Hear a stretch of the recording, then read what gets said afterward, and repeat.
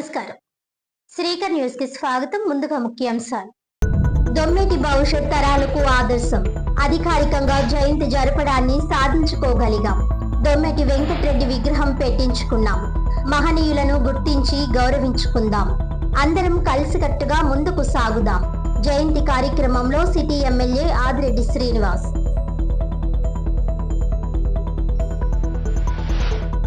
1,72,000 ఉద్యోగాలు ఖాళీలు ఉంటే 10,060 మాత్రమే జాబ్ క్యాలెండర్ అని పేర్కొనడం హాస్యాస్పదం. వైఎస్ఆర్ కాంగ్రెస్ పార్టీ రాష్ట్ర యువజన విభాగం అధ్యక్షుడు రాజానగరం మాజీ జక్కంపూడి రాజా.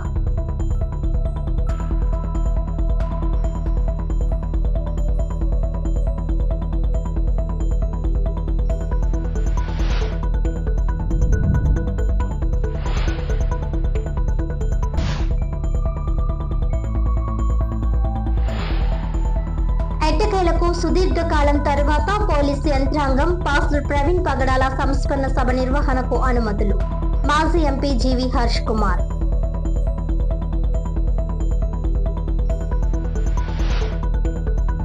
భవిష్యత్ తరాలకు దొమ్మేటి ఆదర్శమని, కూటమి ప్రభుత్వంలో దొమ్మేటి వెంకటరెడ్డి విగ్రహం పెట్టించుకున్నామని, అధికారికంగా జయంతి జరపడాన్ని సాధించుకోగలిగామని రాజమండ్రి సిటీ ఎమ్మెల్యే ఆదిరెడ్డి శ్రీనివాస్ అన్నారు. సెటిబెల్జ జాతి కోసం అహర్నిశలు పాటుపడిన మహనీయుడు దొమ్మేటి వెంకటరెడ్డి భవిష్యత్ తరాలకు ఆదర్శనీయులని, అందుకే విగ్రహాన్ని పెట్టించడమే కాకుండా ఆయన జయంతిని అధికారికంగా జరిపించాలన్న కోరిక సాధించుకోగలిగామని రాజమహేంద్రవరం సిటీ ఎమ్మెల్యే ఆదిరెడ్డి శ్రీనివాస్ అన్నారు. ఇది కూటమి ప్రభుత్వ చిత్తశుద్ధికి, బీసీల పట్ల ప్రేమకు నిదర్శనమని ఆయన అన్నారు. సెటిబెల్జ ఆశాజ్యోతి స్వర్గీయ దొమ్మేటి వెంకటరెడ్డి జయంతి సందర్భంగా లాలా చెరువు సెంటర్లోని బాంబే గృహాల వద్ద ఉన్న ఆయన విగ్రహానికి బీసీ నాయకులతో కలిసి ఎమ్మెల్యే వాసు పూలమాలలు వేసి నివాళులర్పించారు. ఈ సందర్భంగా ఆయన మాట్లాడుతూ, సెటిబెల్జ వర్గానికి చెందిన వాళ్ళు గత ప్రభుత్వంలో ఉన్నప్పటికీ దొమ్మేటి విగ్రహాన్ని పెట్టించడంలో సీతకన్ను వేశారని అన్నారు. కూటమి అధికారంలోకి వచ్చిన వెంటనే దొమ్మేటి విగ్రహం ఆవిష్కరణ అవసరాన్ని గుర్తించి సెట్టిబెల్జ పెద్దలందరినీ సంప్రదించి కార్యరూపంలోకి తెచ్చుకోగలిగామని ఆయన అన్నారు. యువగలం పాదయాత్ర సందర్భంగా దొమ్మేటి వెంకటరెడ్డి జయంతిని అధికారికంగా జరిపిస్తామని ఇచ్చిన హామీ నెరవేరుస్తూ ప్రభుత్వ నిర్ణయం తీసుకుందని ఎమ్మెల్యే వాసు స్పష్టం చేశారు. తన నియోజకవర్గానికి చెందిన కొడపూడి సత్యబాబు సెట్టిబెల్జ కార్పొరేషన్ చైర్మన్ గా ఉంటూ ఈ డిమాండ్ సాధన కోసం మంత్రి వాసంశెట్టి సుభాష్, పితాని సత్యనారాయణ, రెడ్డి సుబ్రహ్మణ్యంలతో కలిసి మంత్రి లోకేష్ దగ్గరకు వెళ్లి విన్నవించడం, మంత్రి సవిత సహకారం తీసుకొని వెంటనే ముఖ్యమంత్రి చంద్రబాబు దృష్టికి వెళ్లడం ఆయన ఆమోదించడం జరిగాయని ఆయన వివరించారు. ఇందులో తాను భాగం పంచుకున్నందుకు ఒక బీసీ బిడ్డగా సోదర బీసీలకు సహకరించే అదృష్టం దక్కిందని ఎమ్మెల్యే వాసు ఆనందం వ్యక్తం చేశారు. ముఖ్యమంత్రి చంద్రబాబు, ఉప ముఖ్యమంత్రి పవన్ కళ్యాణ్, మంత్రులు లోకేష్, సవితలకు ధన్యవాదాలు తెలియజేస్తున్నానని ఆయన తెలిపారు. గతంలో ఎందుకు సాధించలేదని తాను అడగడం లేదని ఎమ్మెల్యే వాసు అన్నారు. ఇప్పుడు సాధించుకున్నందున అందరం కలిసికట్టుగా ముందుకు వెళదామని, మహనీయుడు దొమ్మేటి వెంకటరెడ్డి ఆశయ సాధన కోసం పార్టీలకు అతీతంగా అందరం కృషి చేద్దామని ఆయన పిలుపునిచ్చారు. రాజకీయాలు ఉంటాయి, పోతాయని, అయితే పుట్టిన జాతి శాశ్వతమని ఆయన అన్నారు. జాతి కోసం ఏం చేశావన్నదే శాశ్వతంగా గుర్తుంచుకుంటారని ఎమ్మెల్యే వాసు పేర్కొన్నారు.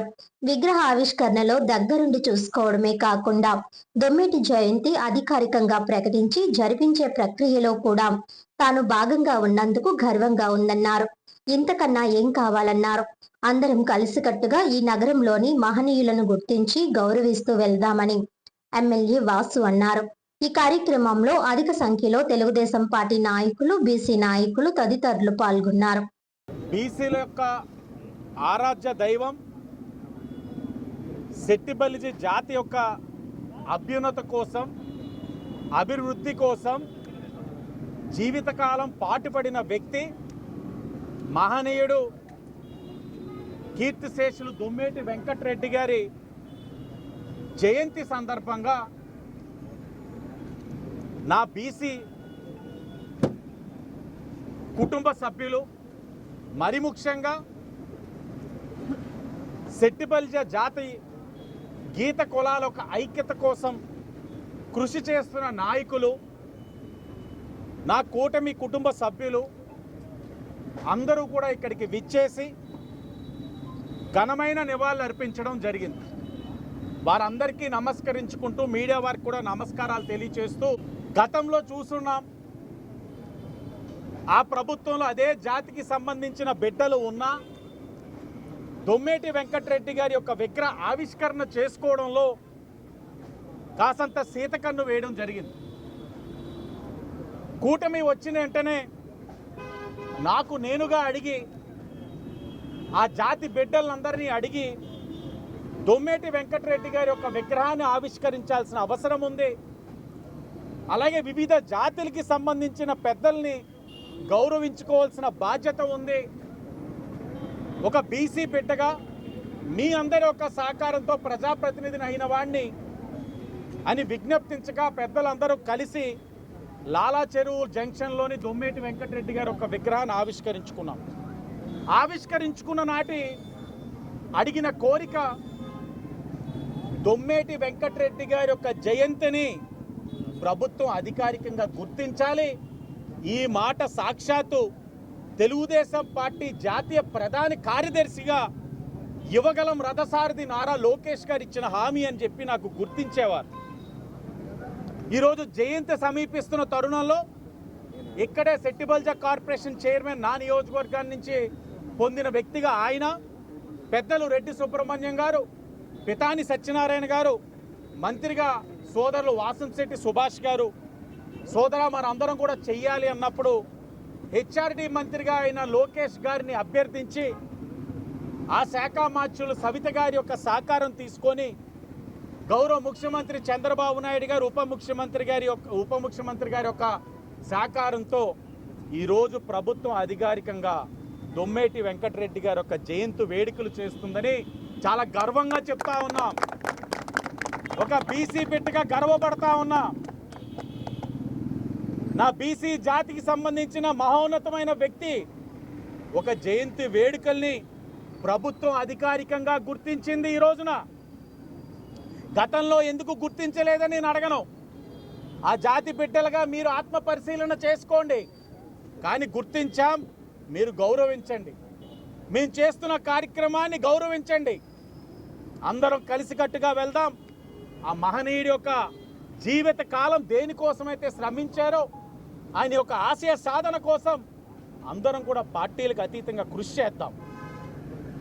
రాజకీయాలు జయంతిని అధికారికంగా ఈ రోజున మరి వీరందరి కృషితో ప్రకటించడం జరిగింది.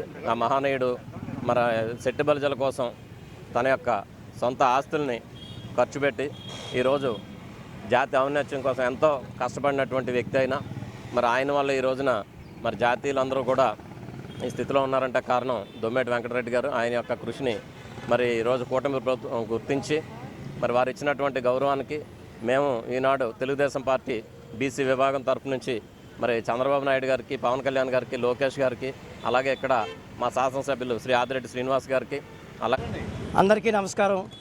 ఈ రోజున మా కుల దైవం లాంటి దొమ్మేటి వెంకటరెడ్డి గారికి 173వ జయంతి వేడుకలు రాజమండ్రి లాలాచలంలో ఇక్కడ జరిగింది. ఇలాగే మా కుల పెద్దలందరూ రావడం జరిగింది ఇక్కడికి. అందరికీ నా ధన్యవాదాలు తెలియజేస్తున్నాను.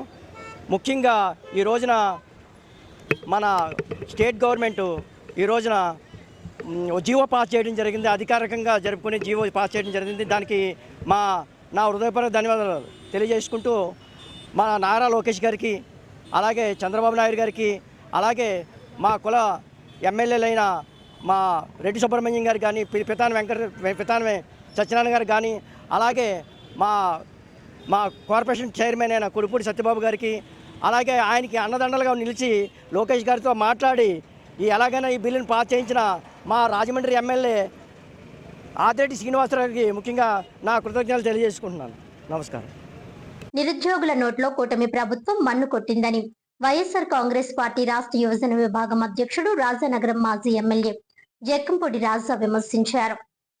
రాజమండ్రిలో కొట్టిందని వైఎస్ఆర్ కాంగ్రెస్ పార్టీ రాష్ట్ర యువజన విభాగం అధ్యక్షుడు రాజానగరం మాజీ జక్కంపూడి రాజా మీడియా ప్రతినిధుల సమావేశంలో మాట్లాడారు. 1,72,000 ఉద్యోగాలు ఖాళీలు ఉంటే 10,060 మాత్రమే జాబ్ క్యాలెండర్ అని పేర్కొనడం హాస్యాస్పదంగా ఉందన్నారు. కూటమి ప్రభుత్వం ప్రచారంలో మాత్రమే ముందంజలో ఉందన్నారు. ఆచరణలో పూర్తి స్థాయిలో వెనుకడుగులోనే ఉండిపోయిందని తీవ్ర స్థాయిలో మండిపడ్డారు. ప్రజలను మోసగించడంలో పాలకులు సిద్ధహస్తులని విమర్శించారు. 22 నెలలుగా నిరుద్యోగులకు భృతి ఎగనామం పెట్టారని ఎద్దేవా చేశారు. 3 బడ్జెట్లో నిరుద్యోగ భృతికి పైసా కేటాయించిన వైనం కూటమి ప్రభుత్వానికే చెల్లిందన్నారు. పాలకులను కోడిగుడ్లు రాళ్లతో కొట్టే పరిస్థితి వస్తుందని జోస్యం చెప్పారు. తప్పైందని లెంపలేసుకుని నిరుద్యోగులకు క్షమాపణ చెప్పాలని డిమాండ్ చేశారు. లక్షల్లో ఉద్యోగాలు తొలగిస్తూ జాబ్ క్యాలెండర్ పేరుతో మరో మోసానికి తెరతీశారని ఆరోపించారు. ఎన్నికల వేళ వందల కొద్దీ హామీలు ఇచ్చి గద్దెనెక్కిన తర్వాత మొండి చేయి చూపించడం కుటిల రాజకీయాలకు నిదర్శనమని అన్నారు. 2024లో టీడీపీ, జనసేన, బీజేపీ ఉమ్మడి మేనిఫెస్టోలో ప్రతి ఏటా జనవరి 1న జాబ్ క్యాలెండర్ రిలీజ్ చేస్తామని ప్రకటించారు. ఇప్పటి వరకు ఒక్క జాబ్ క్యాలెండర్ లేదన్నారు. అప్పటి వరకు ఒక్కో నిరుద్యోగికి 3,000 రూపాయలు భృతి చెల్లిస్తామని అన్నారు. 22 నెలల కాలంలో 3 బడ్జెట్లు ప్రవేశపెట్టినప్పటికీ ఒక్క పైసా కూడా నిరుద్యోగ భృతికి కేటాయించలేదన్నారు. ఎన్నికల సమయంలో వాలంటీర్ల జీతాన్ని 10,000కు పెంచుతామని ప్రచారం చేసి గద్దెనెక్కారు. తరువాత కాలంలో వాలంటీర్ల జీతాలు పెంచకపోగా 2.66 లక్షల మంది ఉద్యోగాలు పీకి రోడ్డున పడేశారని అన్నారు. జక్కంపూడి రాజా తీవ్ర స్థాయిలో ఆగ్రహం వ్యక్తం చేశారు. గణాంకాలతో సహా ఆయన పలు అంశాలను ఉదాహరిస్తూ విశ్లేషించారు. ఈ కార్యక్రమంలో వైసీపీ నాయకులు నందేపు శ్రీనివాస్ తదితరులు పాల్గొన్నారు. ఉన్నటువంటి నిరుద్యోగులందరికీ కూడా నెలకి 3,000 రూపాయల చొప్పున ప్రతి ఒక్కరికి కూడా నిరుద్యోగ భృతి ఇస్తాను అని చెప్పి కూడా హామీని ఇచ్చినటువంటి కార్యక్రమం మనం చూసాం. కానీ ఎక్కడా కూడా ఈ హామీలను నెరవేరుస్తూ ఉన్నటువంటి పరిస్థితి మాత్రం కనిపించడం లేదు. మనం గమనిస్తే ఈ మధ్యకాలంలో శ్రీ లోకేష్ గారు తండ్రి గారి వారసత్వాన్ని తీసుకుని ఆయనకి వ్యక్తిగతంగా ఏ రకమైనటువంటి అర్హత లేనప్పటికీ కూడా రాజకీయాల్లోకి వచ్చి ఒక షాడో ముఖ్యమంత్రిగా అన్ని శాఖల్ని ఆయన కంట్రోల్లో పెట్టుకుని నడుపుతా ఉన్నటువంటి లోకేష్ గారు మొన్నటి రోజు ఉగాది సందర్భంగా ఏదైతే ఎన్నికల్లో హామీని ఇచ్చామో ఆ హామీని నెరవేర్చేస్తున్నాము, జాబ్ క్యాలెండర్ని రిలీజ్ చేస్తున్నాము అని చెప్పి ఒక హంగామాని సృష్టించి ఒక జాబ్ క్యాలెండర్ రిలీజ్ చేయడంతోనే ఏదో అపాయింట్మెంట్ ఆర్డర్లు ఇచ్చేసినంత బిల్డప్లు ఇస్తూ పెద్ద ఎత్తున ప్రచారానికి తెరలేపినటువంటి పరిస్థితి మనం గమనిస్తా ఉన్నాం. ఈ నెల 24న రాజమండ్రి లోదర్గిరి ఆవరణలో నిర్వహించే పాస్టర్ ప్రవీణ్ పగడాల సంస్మరణ సభను విజయవంతం చేయాలని మాజీ ఎంపీ జీవి హర్ష్ కుమార్ పిలుపునిచ్చారు. ఎట్టకేలకు సుదీర్ఘ కాలం తరువాత పోలీసు యంత్రాంగం పాస్టర్ ప్రవీణ్ పగడాల సంస్మరణ సభ నిర్వహణకు అనుమతులు మంజూరు చేసేయడం సంతోషదాయకమని మాజీ ఎంపీ జీవి హర్ష్ కుమార్ అన్నారు. రాజమండ్రి లోదర్గిరి ఆవరణలో 24వ తేదీ సాయంత్రం 5 గంటలకు కార్యక్రమం ప్రారంభమవుతుందని సూచనప్రాయంగా తెలియజేశారు. హర్ష్ కుమార్ మీడియా ప్రతినిధుల సమావేశంలో మాట్లాడారు. ప్రవీణ్ పగడాల మరణంపై ఎన్నో అనుమానాలు ఉన్నాయని అన్నారు. అయినప్పటికీ ఎవరిపై ఆరోపణలు, విమర్శలు చేయలేదన్నారు. విచారణలో వాస్తవాలు తెలియజేయాలని మాత్రమే ప్రభుత్వాన్ని కానీ పోలీస్ యంత్రాంగాన్ని కానీ విజ్ఞప్తి చేశామని అన్నారు. అయితే ప్రభుత్వం నుంచి పోలీస్ శాఖ నుంచి ఎలాంటి సహకారం లభించకపోవడంతో న్యాయస్థానాన్ని ఆశ్రయించాల్సి వచ్చిందని ఆయన ఆవేదన వ్యక్తం చేశారు. రాజమండ్రి లోదర్గిరి ఆవరణలో 24వ తేదీ నిర్వహించే పాస్టర్ ప్రవీణ్ పగడాల సంస్మరణ సభకు క్రైస్తవ సోదరులు సహా మానవతావాదులంతా కూడా తప్పనిసరిగా భాగస్వాములు కావాలని పిలుపునిచ్చారు. ప్రత్యేకంగా హర్ష్ కుమార్ ఆహ్వానం పలుకుతున్నారు. ఆఖరికి రేపు 24వ తారీఖున అంటే రేపు ఆయన మొదటి సంస్మరణ దినం. పోలీసులు ఇన్నాళ్ళ తర్వాత రేపు పర్మిషన్ ఇచ్చారు. ఆ పర్మిషన్ కూడా నిన్నే ఇవ్వడం జరిగింది, నిన్న సాయంత్రం. దానికి ముందు మేము కోర్టుకి వెళ్ళాం. కోర్టులో ఈవేళకి వాయిదా ఉంది. కోర్టుకి ఇంకా వెళ్లకుండానే ఇక్కడ వీళ్ళు పర్మిషన్ ఇచ్చారు. అందు గురించి పోలీస్ డిపార్ట్మెంట్కి కృతజ్ఞతలు, ధన్యవాదాలు తెలుపుతా ఉన్నాం.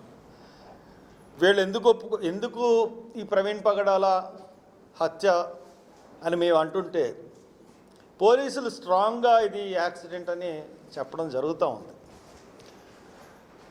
కానీ ఇక్కడ మనం ఆలోచించాల్సిన విషయాలు ఏంటంటే, మేము ఎందుకు హత్య అంటున్నాం, వాళ్ళకి ఎందుకు యాక్సిడెంట్ అంటున్నారు? యాక్సిడెంట్ అంటే వాళ్ళు తీసుకోవాల్సిన చర్యలు ఏంటి? హత్య అంటే మేము హత్య అని చెప్పినప్పుడు వాళ్ళు తీసుకోవాల్సిన చర్యలు ఏంటి అని మనం ఒకసారి చూసుకున్నప్పుడైతే, ఒకసారి అన్ని బేరీజ్ వేసుకుంటే హత్య జరిగేది, యాక్సిడెంట్ జరిగింది అనుకున్నప్పుడు ప్రవీణ్ పగడాల అకౌంట్స్ సీజ్ చేయరు. First point. సెకండ్ పాయింట్, అతని యొక్క ఇంట్లోని ల్యాప్టాప్ని, ఐప్యాడ్ని తీసుకుని వెళ్ళరు. ఈ యాక్సిడెంట్లో కూడా ఈ జరగదు.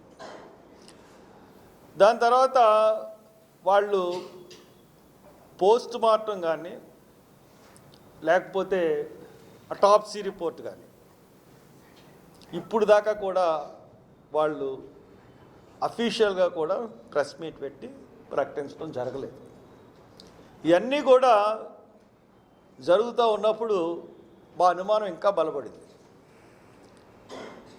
కాబట్టి పోలీసులు చేసిన దానికి సరైన సందేహ నివృత్తి చేయకపోవడం వల్ల పోలీసులు ఏదో దాస్తున్నారు, ఇది ఖచ్చితంగా హత్య అన్నది సామాన్యుడికి కూడా ఖచ్చితంగా హత్య చేయబడ్డాడు ప్రవీణ్ పగడాల అన్నది బాగా జనంలోకి వెళ్ళింది. ఈ లోపల చంద్రబాబు నాయుడు గారు ఆయన ఒక చనిపోయిన ఒక ముఖ్యమంత్రి హోదాలో ఉన్న వ్యక్తి అలా మాట్లాడకూడదు, ఒక క్రైస్తవ పాస్టర్ గురించి మాట్లాడకూడదు, మాట్లాడినా గౌరవంగా మాట్లాడాలి, గౌరవంగా మాట్లాడకపోయినా పర్లేదు, కోర్టులో ఉంది కాబట్టి అది సబ్జుడీస్ అవుతుంది కాబట్టి మాట్లాడకూడదు.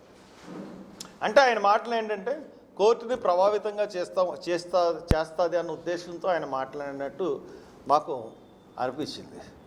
అంతేకాకుండా ఈ ప్రవీణ్ పగడాల విషయంలో చాలామంది ఆ రోజున పోస్ట్ మార్టం జరిగినప్పుడు కానీ ఎక్కడ చూసుకున్నా కానీ విపరీతమైన జనం వచ్చారు.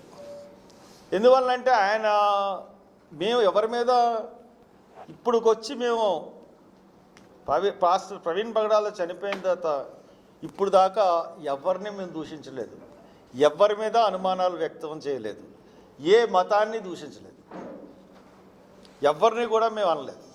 కానీ పోలీస్ డిపార్ట్మెంట్ వాళ్ళే కొంతమంది హిందూ మతోన్మాదులు కొంతమందిని తీసుకొచ్చి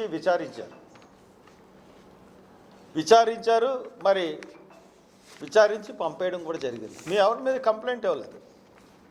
మాకు హత్యన నమ్మకం, హత్య జరిగిందని మేము నమ్ముతున్నాం తప్పితే అది ఎవరు చేశారు, ఎలా చేశారు అన్న బాధ్యత చేయాల్సింది పోలీసులే. కాబట్టి పోలీసులు మేము అడుగుతున్నాం, ఈ హత్య కోణంలో ఇది దర్యాప్తు జరగలేదు, మీరు యాక్సిడెంట్ కోణంలోనే దర్యాప్తు చేశారని మేము చెప్తా ఉన్నాం. కాబట్టి ఈ రోజున ఈ యొక్క రేపు 24వ తారీఖున ఈ ప్రవీణ్ పగడాల ఫస్ట్ సంస్మరణ దినం జరుపుకుంటున్నాం. పేదల విద్యాభివృద్ధికి తన ధనాన్ని వెచ్చించి దొమ్మేటి వెంకటరెడ్డి విద్యా సంస్థలు వసతి గృహాలు నిర్మించి స్కాలర్షిప్లు అందజేశారని రాష్ట్ర సెట్టిబల్స్ సంక్షేమ సంఘం వ్యవస్థాపకులు సానబోయిన రామారావు కొనియాడారు. దొమ్మేటి జయంతిని పురస్కరించుకుని సోమవారం లాలా చెరువు సెంటర్ లో ఉన్న దొమ్మేటి వెంకటరెడ్డి విగ్రహానికి సెట్టిబల్స్ సంక్షేమ సంఘం నాయకులు పూలమాలలు వేసి ఘనంగా నివాళులర్పించారు. ఈ సందర్భంగా సానబోయిన రామారావు మాట్లాడుతూ ఈ జయంతి వేడుకలను రాష్ట్ర పండుగగా రాష్ట్రంలోని కూటమి ప్రభుత్వం నిర్వహించడం హర్షణీయమని సంతోషం వ్యక్తం చేశారు. 1922లో సెట్టిబల్స్ సంక్షేమ సంఘం ఏర్పాటు చేసి రిజిస్ట్రేషన్ చేయించిన ఘనత దొమ్మేటి వెంకటరెడ్డిదేనని ఆయన కొనియాడారు. అంతవరకు ఏ కుల సంఘం రిజిస్టర్ కాలేదని, తొలిసారిగా సెట్టిబల్స్ సంక్షేమ రిజిస్ట్రేషన్ అయిందని ఆయన గుర్తు చేశారు. సంఘీయులకు విద్యా అవసరాలన్నీ గుర్తించిన దొమ్మేటి ఆ రోజుల్లోనే ఎన్నో పాఠశాలలు, హాస్టళ్లు కట్టించి పేదల విద్యాభివృద్ధికి, ఉన్నతికి బాటలు వేసిన గొప్ప విద్యాదాత దొమ్మేటి వెంకటరెడ్డి అని సానబోయిన రామారావు పేర్కొన్నారు. రాష్ట్ర ప్రభుత్వం దొమ్మేటి జయంతిని అధికారికంగా నిర్వహించడం పట్ల ఆయన హర్షం వ్యక్తం చేశారు. ఈ కార్యక్రమంలో నగర సెట్టిబల్స్ సంక్షేమ సంఘం అధ్యక్షుడు మట్టిపట్టి సత్యనారాయణ, నాయకులు గెద్దాడ కృష్ణ, బత్తెన ఏడుకొండలు, బొక్క సత్య వెంకట ప్రతాప్, పిల్లి వెంకట్రమణ, పోలవరపు రాము, ఎర్ర మల్లేష్, పలివెల సత్యనారాయణ తదితరులు పాల్గొన్నారు. రాజమండ్రి నగరంలో దుమ్మేటి వెంకటరెడ్డి గారి జన్మదిన సందర్భంగా రాష్ట్ర సిటిబల్జీ సంఘం సారథ్యంలో నివాళులు అర్పించడం జరిగింది. ఈ రోజున ప్రభుత్వం, ఆంధ్రప్రదేశ్ ప్రభుత్వం దుమ్మేటి వెంకటరెడ్డి గారి జయంతిని అధికారికంగా అంటే గవర్నమెంట్ అన్ని ఆఫీసుల్లోనూ నిర్వహించాలనేసి ఒక జీవో ఇవ్వడం చాలా ఆనందం. సిటిబల్జీలు అందరూ కూడా ప్రభుత్వానికి కృతజ్ఞతలు తెలియజేస్తున్నారు. ఎందుకంటే ఈ కమ్యూనిటీకి అంటే సిటిబల్జీ జాతికి చేసిన దుమ్మేటి వెంకటరెడ్డి గారు చేసిన సేవల్ని గుర్తిస్తూ చేసినటువంటి ఆ జీవోను చాలా అభినందనీయం. సిటిబల్జీలందరికీ కూడా చాలా సంతోషించవలసిన తగ్గ విషయం. అయితే దుమ్మేటి వెంకటరెడ్డి గారు అమలాపురం బోర్డర్ స్కూల్లో జన్మించి బర్మా వెళ్ళి కోట్ల ఆస్తిని సంపాదించి సుమారు 3,000 ఎకరాలు భూమిని తను ఈ జాతికి అంటే ఖర్చు పెట్టినటువంటి మహాదాత. ఆయన ఎన్నో స్కూల్స్ నిర్మించాడు. పేదలు చదువుకోవాలంటే స్కూల్స్ కావాలని, అలాగే హాస్టల్స్ నిర్మించాడు. ఆ రోజుల్లో ఎన్నో స్కాలర్షిప్స్ ఇచ్చేవాడు చదువుకునే పిల్లలకి. ఎప్పుడు 1922, 25, 28, 30 ఆ సంవత్సరాల్లోనే అంత సర్వీస్ చేశాడు. ఆంధ్రప్రదేశ్, ఉమ్మడి ఆంధ్రప్రదేశ్ అంటే మద్రాసు స్టేట్ ఉన్నప్పుడు ప్రప్రదంగా కుల సంఘాన్ని రాష్ట్రంలో రిజిస్టర్ చేయించినటువంటి సంఘం సిటిబల్జీ సంఘం. అంటే ఆ సంఘాన్ని రిజిస్ట్రేషన్ చేయించింది దుమ్మేటి వెంకటరెడ్డి గారు. అంటే ఎంత గొప్పటి ఆలోచన చూడండి. అప్పుడే బీసీలో పెట్టించి సిటిబల్జీ కమ్యూనిటీని రిజర్వేషన్లు వచ్చేటట్టు పునాది వేసినటువంటి మహనీయుడు. అటువంటి వ్యక్తి జన్మదినం జరుపుకోవడం మా జాతి అదృష్టం, మా అదృష్టం. అలాగనే ఈ ప్రభుత్వం ప్రోత్సహిస్తున్నందుకు ప్రభుత్వాన్ని కూడా మేము అభినందిస్తూ ఇంతటితో విరమిస్తాం. Thank you. ఫిబ్రవరి 28వ తారీఖున నిర్వహించిన ఉచిత కంటి వైద్య శిబిరం నందు అవసరమైన 150 మందికి స్ఫూర్తి ఫౌండేషన్ ఆధ్వర్యంలో ఉచితంగా కళ్లజోళ్లు అందజేశారు. స్ఫూర్తి ఫౌండేషన్ ఆధ్వర్యంలో గత ఫిబ్రవరి నెల 28వ తారీఖున నిర్వహించిన ఉచిత కంటి వైద్య శిబిరం నందు అవసరమైన వారికి ఈ రోజు కళ్లజోళ్లు ఉచితంగా 150 మందికి అందజేయడం జరిగింది.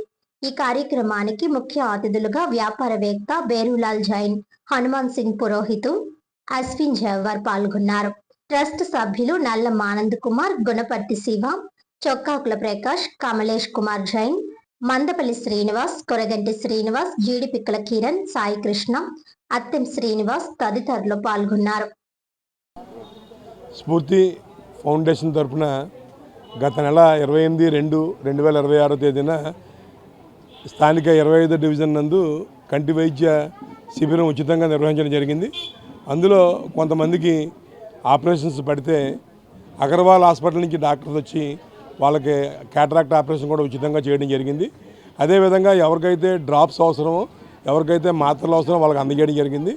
ఒక 100 మందికి పైగా కళ్ళజోళ్ళు అవసరమైతే 100 మందికి కూడా ఈవేళ కళ్ళజోళ్ళు ఇవ్వడం జరుగుతుంది. ఇది అంతా కూడా ట్రస్ట్ తరపుని, స్ఫూర్తి ఫౌండేషన్ ట్రస్ట్ తరపు నుంచి అందరి సహకారంతో ఈ కార్యక్రమం నిర్వహిస్తామని తెలియజేస్తున్నాను.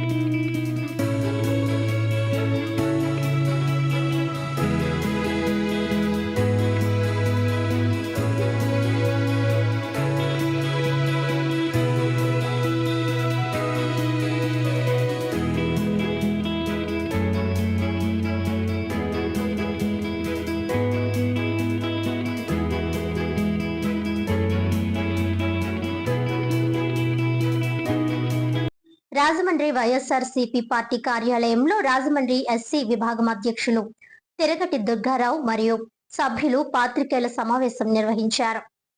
తొలుత ఉమ్మడి తెలుగు రాష్ట్రాల సెట్టిబల్జ జాతిపిత స్వర్గీయ దొమ్మేటి వెంకటరెడ్డి జయంతి సందర్భంగా చిత్రపటానికి పూలమాలలు వేసి నివాళులర్పించిన ఉమ్మడి తెలుగు రాష్ట్రాల బీసీ జేఏసీ గౌరవ అధ్యక్షులు మార్గని నాగేశ్వరరావు ఆధ్వర్యంలో జరిగింది. ఇటీవల ఆడియో సామాజిక మాధ్యమాల్లో వైరల్ అయిన విషయం విదితమే. అందులో మాజీ ఎమ్మెల్సీ ఎస్సీ కులం పైన అనుచిత వ్యాఖ్యలు, ఆ వర్గ మనోభావాలు దెబ్బతినేలా ఉండడం బాధాకరం. మహనీయులు, రాజ్యాంగ నిర్మాత, దళిత దేవుడు డాక్టర్ అంబేద్కర్ ని అవమానపరచడమే అని వారు విచారణ వ్యక్తం చేశారు. ఇళ్లల్లోకి మా కులపు వాళ్ళని రానివ్వకూడదా? ఉద్యోగం మంత్రితో చెప్పి తీయించేస్తావా అని విరుచుకుపడ్డారు. పదవులు వచ్చాయి అంటే అది ఎవరి వల్లనో మర్చిపోయావా అని ధ్వజమెత్తారు. జానన్న దళితునిపై దాడి తాలూకా వీడియో కూడా రావడం జరిగిందని, వీటిని కూడా పోలీస్ కంప్లైంట్ తో పాటు స్టేషన్ లో అందజేస్తామని తెలిపారు. ఈ విధమైన వ్యాఖ్యలను ఖండిస్తూ ఎస్సీ ఎస్టీ అట్రాసిటీ మరియు మర్డర్ వార్నింగ్ సెక్షన్ 307 కేసులు కట్టమని స్థానిక ప్రకాష్ నగర్ పోలీస్ స్టేషన్ లో నాయకులు ఫిర్యాదు చేశారు. ఈ కార్యక్రమంలో వైఎస్ఆర్ కాంగ్రెస్ పార్టీ రాష్ట్ర ఎస్సీ విభాగ అధికార ప్రతినిధి కాటం రజనీకాంత్, యువజన విభాగం రాష్ట్ర ప్రధాన కార్యదర్శి ఆర్ఏ చిన్ని, సీనియర్ ఎస్సీ నాయకులు మార్తి నాగేశ్వరరావు, దాసి వెంకట్రావు, గారా చంటి, సోడదాసి సుందర్ సింగ్, మత్తల వినోద్, పులిసాగర్, జొన్నడ విల్సన్, బాలశ్రీధర్ తదితర ముఖ్య నాయకులు పాల్గొన్నారు. పుట్టిన ఆణిముత్యం శ్రీ దొమ్మేటి వెంకటరెడ్డి గారు. ఆయన కోనసీమలో పుట్టి పెరిగి బర్మా దేశంలో వ్యాపార నిమిత్తం వెళ్ళి అక్కడ రంగూన్ పట్టణంలో అనేక రాజకీయ పదవులు చేపట్టి ఎంతో కృషి చేసిన కీర్తిశేషులు దొమ్మేటి వెంకటరెడ్డి గారు. అక్కడ డబ్బు సంపాదించి తిరిగి భారతదేశం వచ్చి కోనసీమలో ఎన్నో ప్రజాహిత కార్యక్రమాలు చేపట్టడం జరిగింది. ముఖ్యంగా బడుగు బలహీన వర్గాల్లో శ్రీ దొమ్మేటి వెంకటరెడ్డి గారు ఆ రోజుల్లో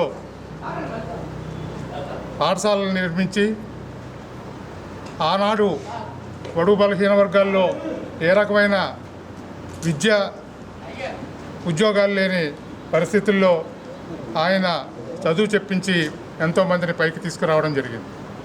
అట్లాగే 1920 ముందు మా గీత కులాల్లో ఇప్పుడున్న సెటిబలిజీ కులస్తుల్ని ఈడిగా అనే నామంతో పిలుస్తూ చాలా అసహ్యకరమైన రీతిలో సంబోధించడం ఆయన మనసు కలిసివేసి పెద్దలందరినీ కూడా సమీకరించి ఆయన ఆ ఈడిక కులాన్ని అప్పుడున్న బ్రిటిష్ ప్రభుత్వం ద్వారా సెట్టిబలిజ అనే నామకరణం చేసి ఈనాడు వారందరికీ కూడా మా గీత కులాల్లో గౌరవాన్ని, ఈ రాష్ట్రంలో మిగిలిన కులాల్లో గౌరవాన్ని తీసుకొచ్చిన మహానుభావుడు శ్రీ దొమ్మేటి వెంకటరెడ్డి గారు.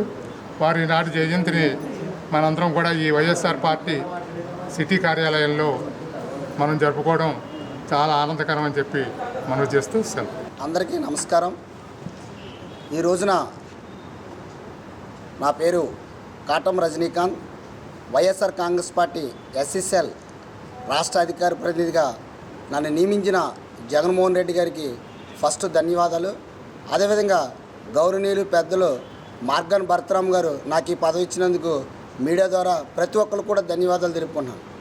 ఈరోజు ముఖ్యంగా మీ ముందుకు రావడానికి కారణం ఏంటంటే, మన వైఎస్ఆర్ కాంగ్రెస్ పార్టీ ఎమ్మెల్సీ తీసుకున్న ఆదిరెడ్డి అప్పారావు గారిని ఉద్దేశించి మాట్లాడడానికి మీ ముందుకు రావడం జరుగుతుంది. మరి లీకేజ్ విషయం, ఆడియో విషయం చంద్రలేఖ గారితో ఎలా మాట్లాడాడో అందరికీ తెలిసిన వాస్తవమే. మేమేది పుట్టించింది కాదు. ఈరోజు రాజ్యాంగ పదవులు మీ కుటుంబంలో 20 సంవత్సరాల నుంచి 4 పదవులు ఇస్తే మాకు ఇచ్చిన గిఫ్ట్ ఏంటంటే దళితులు ఇళ్లలోకి రానివ్వకండి అన్నారు. ఆదిరెడ్డి అప్పారావు గారు, మీరు ఈ రోజున ఇన్ని పదవులు వచ్చినంటే మా ఎస్సీలు ఓట్లేయలేదా? ఈ రోజున ఆదిరెడ్డి అప్పారావు గారు అన్నంత వ్యక్తి, రాజకీయ అన్నీ తెలుసున్న వ్యక్తి దళితులు జాన్ని ఇంట్లోకి రానివ్వద్దు అన్నారంటే మా దళితులు ప్రతి ఒక్కరి మనోభావాలు దెబ్బతీసినట్టుగా మీరు మాట్లాడారు. ఈ రోజున మేము అందరం కూడా చాలా తీవ్రంగా ఖండిస్తున్నాం.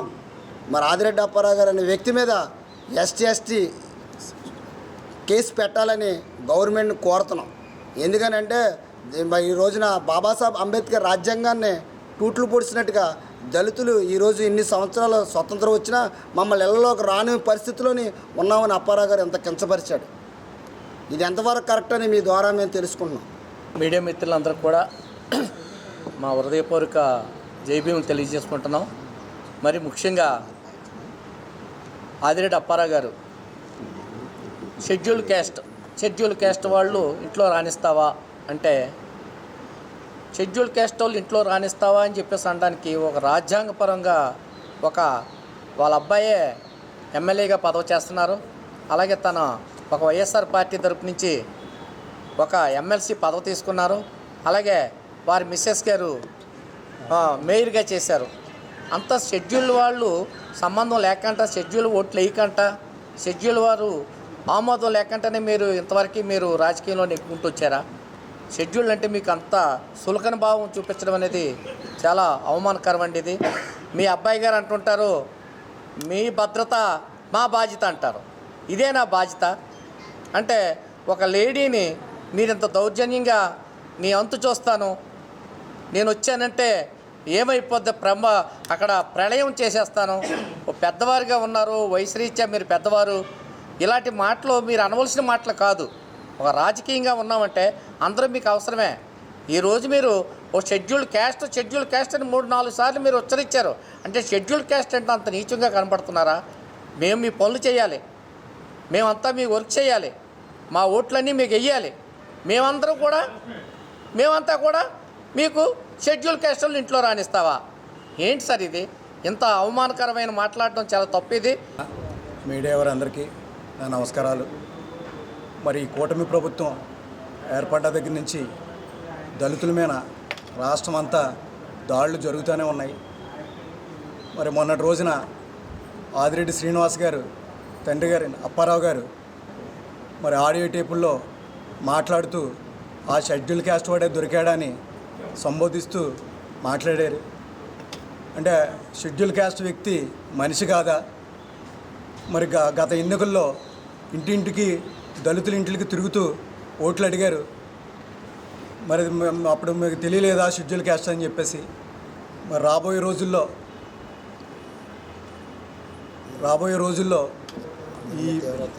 దీన్ని తీవ్రంగా ఈ వ్యాఖ్యలను తీవ్రంగా పరిగణించి ధర్నా కూడా చేస్తాం. మరి అక్కడ ఉన్న కూటమిలో ఉన్న దళితులు కూడా ఈ వ్యాఖ్యలను ఖండించి ఆయనతో బహిరంగ క్షమాపణ చెప్పించాలి. లేకపోతే మేము ఖచ్చితంగా ఉద్యమాన్ని ముందుకు తీసుకెళ్తామని తెలియజేస్తాం. ఈరోజు ఎవరైతే వీళ్ళ అధినాయకుడు ఈరోజు ఆదిరెడ్డి అప్పారావు గారు ఇంకొకలోనే కాదు, వీళ్ళ అధినాయకుడిలోనే లోపం ఉంది. ఎందుకంటే దళితుల్లో ఎవరన్నా పుట్టాలని అనుకుంటారా అన్న ముఖ్యమంత్రి ఎవరన్నా ఉన్నారంటే ఈరోజు చంద్రబాబు నాయుడు గారు. అలాగే మన పీపీపీ గారు ఉన్నారు, అంటే పిఠాపురం పీతాధిపతి గారు. వారు నియోజకవర్గంలో దళితుల్ని బహిరంగ ఊరు బహిష్కరణ చేస్తే సమాధానం లేదండి. ఇవాళ ఈరోజు ఆదిరెడ్డి అప్పారావు గారనే కాదండి, కూటమి ప్రభుత్వం అంతా కూడా దళితులంటే ఫస్ట్ నుంచే చిన్న చూపే. ఎందుకురా చిన్న చూపు అంటే, ఈరోజు వైఎస్ఆర్ కాంగ్రెస్ పార్టీకి దళితులు వెన్నుముక్కలా ఉన్నారు, వీళ్ళని ఎలాగైనా మనం వెనకతొక్కాలి అని ఒక దురదృష్టంతో వాళ్ళ అధినాయకుల్లోనే ఉందండి. ఇక్కడ ఈరోజు అప్పారావు గారిని ఇంకొకరిని అనవచ్చిన పని లేదు. వాళ్ళ అధినాయకుడు ఆలోచన విధానమే దళితులంటే చిన్న చూపు ఉంది. చిన్న చూపుతోనే కదా ఈరోజు ఇదే ఆదిరెడ్డి అప్పారావు గారు గతంలో మనం చూసాం. ఒకటే కాదు, ఆదిరెడ్డి అప్పారావు గారు కాదు, మధ్యరాంబా గారు ఉన్నారు, ఆయన ఎంతమందికి వార్నింగ్ ఇవ్వలేదు. వీళ్ళు ఎంపీ ఉన్నాడు, డ్రగ్స్లో దొరికారు, ఆయన మీద నో యాక్షను. వాళ్ళ ఎమ్మెల్యే ఉన్నాడు అరవ శ్రీధర్ గారు ఒక మహిళను 5 సార్లు అబార్షన్ చేయించి ఈ 2 years కాలంలో చేసి వెళ్ళి మన హోంమంత్రి గారు మరి ఏం చేస్తున్నారో తెలియట్లేదు నాకైతే. ఏట్రా మా మీద యాక్షన్ తీసుకునేది ఏంటంటే, మీరు మా జగన్మోహన్ రెడ్డి గారు పుట్టినరోజుకి కేకులు కట్ చేసిన ఏదో చిన్న బ్యానర్ కడితే మా మీద నడు రోడ్డు మీద కూర్చోబెట్టి మోకాళ్ళు వేసి కుట్టి పొజిషను. మీ ఎంపీ గారు డ్రగ్స్ తీసుకుంటే నో కేసు, పాల్లో కల్తీ జరిగి 11 మంది చనిపోతే నో కేసు, క్రాకర్ షాప్ కాలిపోయి 28 మంది చనిపోతే నో కేసులు, వాళ్ళ మీద యాక్షన్లు ఉండవు. అండ్ ఇవాళ ఆదిరెడ్డి అప్పారావు గారు అనే వ్యక్తి 18 మంది చనిపోతే నో కేసు సార్. ఈరోజు ఆదిరెడ్డి అప్పారావు గారనే మనం చెప్పవసరం లేదు సార్. మొత్తం కూటమి పాలకులు నాయకులతో సహా దళితులు అంటే చిన్న చూపుగానే నడుస్తుంది గవర్నమెంటు. కానీ తగిన మూల్యం చెల్లించుకోక తప్పదు. కూటమి ప్రభుత్వానికి ఒకటే చెప్తున్నాను సార్, తగిన మూల్యం చెల్లించుకోక తప్పదు. అదే రకంగా ఈరోజు ఆదిరెడ్డి అప్పారావు గారు షెడ్యూల్ క్యాస్ట్ అని సంబోధించడంతో పాటుగా కాళ్ళు నరికేస్తారట. అంటే మీకు ఓట్లు కావాల్సి వస్తే మా దళితుల ఇళ్లలో చేరతారు, మా దళితులు ఇంటికి వస్తారు, మా దళిత నాయకులు కూడా తిప్పుకుంటారు. మీకు అధికారం చేపట్టగానే మమ్మల్ని కాళ్ళు నరికేస్తారు, చేతులు తీసేస్తారు. ఏడు సార్ ఇది. నెక్స్ట్ ఆదిరెడ్డి అప్పారావు గారు ఏదైతే ఆడియో లీక్ అయిందో ఆ ఆడియో గురించి మనం మాట్లాడుకుందామో. ముందుగా ఇప్పుడు ఈ ఆడియో లీక్ విషయానికి వస్తే ఆదిరెడ్డి అప్పారావు గారు ఒక మాజీ ఎమ్మెల్సీ, ఆయన ఒక రాజమండ్రి ఎమ్మెల్యే ఆదిరెడ్డి శ్రీనివాస్ గారి తండ్రి. ఒక నియోజకవర్గానికి ఒక పెద్ద మనిషి స్థాయిలో ఉండి, ఒక నియోజకవర్గానికి తండ్రి స్థానంలో ఉండి ఆయన మాట్లాడేటండి అవి అంటారా? ఒక ఆడావిడితో మాట్లాడి అని అడుగుతున్నాను నేను. అది పద్ధతేనా మనకి? అలాంటి మాటలు మనం మాట్లాడొచ్చా? అంత దారుణంగా బూతులేటి ఆ విధానం ఏంటి? మీరు చదువుకున్నవారే కదా, మీకు ఇంక జ్ఞానం లేదా? ఒక నియోజకవర్గానికి పెద్ద మీరు, అలాగే ఒక ఎమ్మెల్యే గారికి ఒక తండ్రి, మీరు ఒక బాధ్యత కలిగిన ఎమ్మెల్యే గారికి తండ్రి మీరు మాట్లాడే మాటలు ఇది కరెక్టా? ఇక్కడ తప్పు ఎవరిది అనేది కోర్టులు చూసుకుంటాయి. న్యాయ వ్యవస్థ ఉంది, న్యాయ వ్యవస్థ మీద ఒక నమ్మకం ఉంది. మీరేంటి ఈ మధ్యలో సెటిల్మెంట్లు ఏంటి? ఈ మధ్యలో ఒక కుటుంబం మధ్యలో జరిగిన గొడవ ఇది. ఇందులోకి దళితులు లాగాల్సిన పనేటి? షెడ్యూల్ కాదు ఎత్తాల్సిన పనేటి మీకు? అంతేకాకుండా ఉద్యోగం తీయించేస్తాను అన్నారు. ఉద్యోగాన్ని మీ బాబు గారు జాగిరేటి అనేది మీ ఇష్టం వచ్చేటి తీయించేయడానికి, మీ ఇష్టం వచ్చేటి ఇవ్వడానికి. ఇక్కడ భారత రాజ్యాంగం, మా అంబేద్కర్ రాసిన రాజ్యాంగం అమలు పరుస్తుంది. అంతేగాని మీ లోకేష్ బాబు రాసిన రెడ్ బుక్ రాజ్యాంగం కాదు. మీ ఇష్టం వచ్చేటి ఉద్యోగాలు వేయడానికి, మీ ఇష్టం వచ్చేటి ఉద్యోగాలు తీయించడానికి. ఒళ్ళు దగ్గర పెట్టుకుని మాట్లాడండి. ఏదైనా మాట్లాడేది ఉంటే ఒళ్ళు దగ్గర పెట్టిన మీరు ఒక పెద్ద రకంగా ఉండి, పెద్ద మనుషులుగా ఉండి పెద్ద రకంగా మాట్లాడండి. అంతే తప్పించి మీ ఇష్టం వచ్చినట్టు మాట్లాడడం ఇది సబబు కాదు. ఇలా వివక్ష చూపుతూ ఇలాంటి పరిస్థితులు చేయడం కరెక్ట్ కాదు. ఇంకో విషయం ఏంటంటే, అన్నదమ్ముల్లా కలిసిమెలిసి ఉండే మమ్మల్ని ఎస్సీ మాలమాదిగల్ని విడదీసిన చరిత్ర మీ టీడీపీ ప్రభుత్వంది.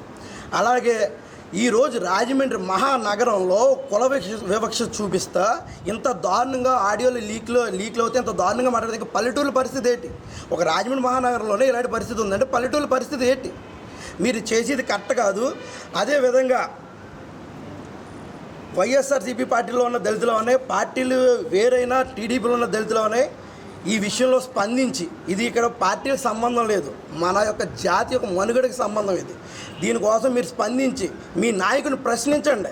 దళితుల మీద క్షమాపణ చెప్పమనండి. ఒక దళితుల్ని షెడ్యూల్ క్యాస్ట్ని ఎత్తాలని అవసరం పెట్టి ఒక ఫ్యామిలీ గొడవలోకి మా క్యాస్ట్ని లాగాలని గొడవపెట్టి మీరు చదువుకుని ఇంకిజ్ఞానం లేని మనిషి అయ్యి ఉండి ఇలాంటి పనులు చేయడం కరెక్ట్ కాదు. ఒక బాధిత మహిళ కుటుంబంలో జరుగుతున్న వివాదంలో వైసీపీ నేతలు అనుచితంగా జోక్యం చేసుకుని నీచ రాజకీయాలకు దిగడం దారుణమని టీడీపీ ఎస్సీ నాయకులు ధ్వజమెత్తారు.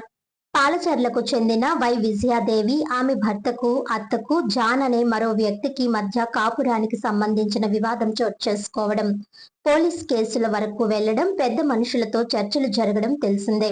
ఈ సమస్యపై బాధిత మహిళా కుటుంబం మాజీ ఎమ్మెల్సీ ఆదిరెడ్డి అప్పారావును సంప్రదించగా బాధిత మహిళ అత్తతో మాట్లాడిన మాటలను వక్రీకరించి వైసీపీ నేతలు స్వార్థ రాజకీయాలకు పాల్పడడం సరికాదన్నారు.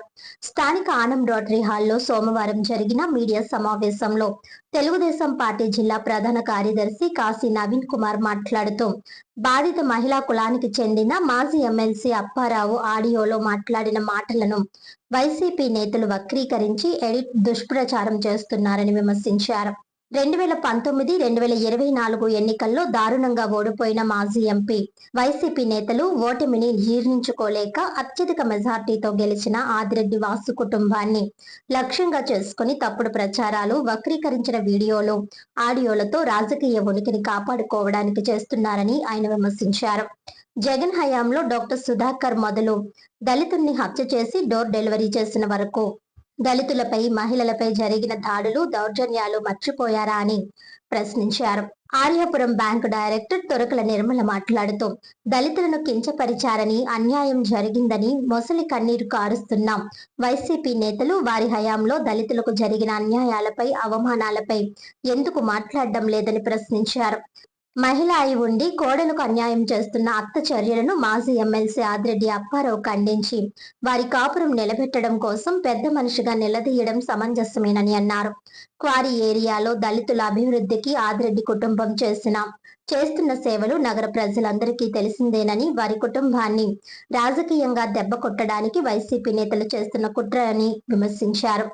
తెలుగుదేశం పార్టీ జిల్లా ఎస్సీసీఎల్ అధ్యక్షురాలు కప్పల వెలుగు కుమారి మాట్లాడుతూ, బాధిత మహిళ అత్త చంద్రకళకు దళిత వ్యక్తితో అక్రమ సంబంధం కలిగి ఉండడం, దాని నుంచి బయటపడేందుకు కోడలు కొడుకు కాపురాన్ని విడగొట్టేందుకు చంద్రకళ చేస్తున్న చర్యలను ఆదిరెడ్డి అప్పారావు ప్రశ్నించడం తప్పు ఎలా అవుతుందని ప్రశ్నించారు.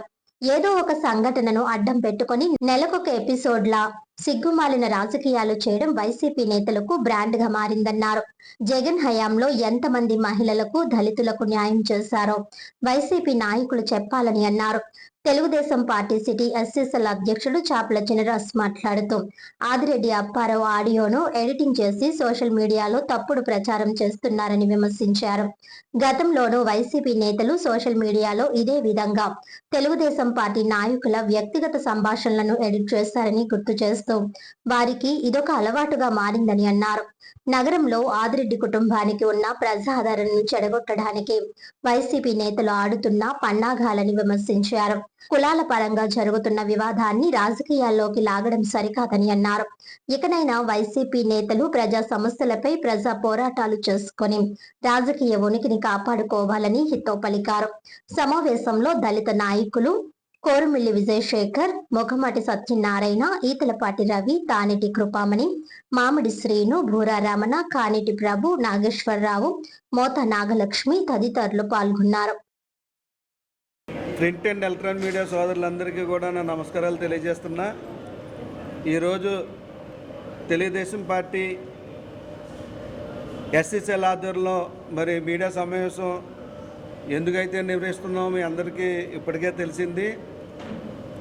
నిన్నటి దినాన్న దేవి అనే అమ్మాయి మరి మీడియా సమావేశం ఏర్పాటు చేయడం జరిగింది. చాలా బాధాకరం. ఏదైతే ఆదిరెడ్డి అప్పారావు గారి మీద సోషల్ మీడియాలో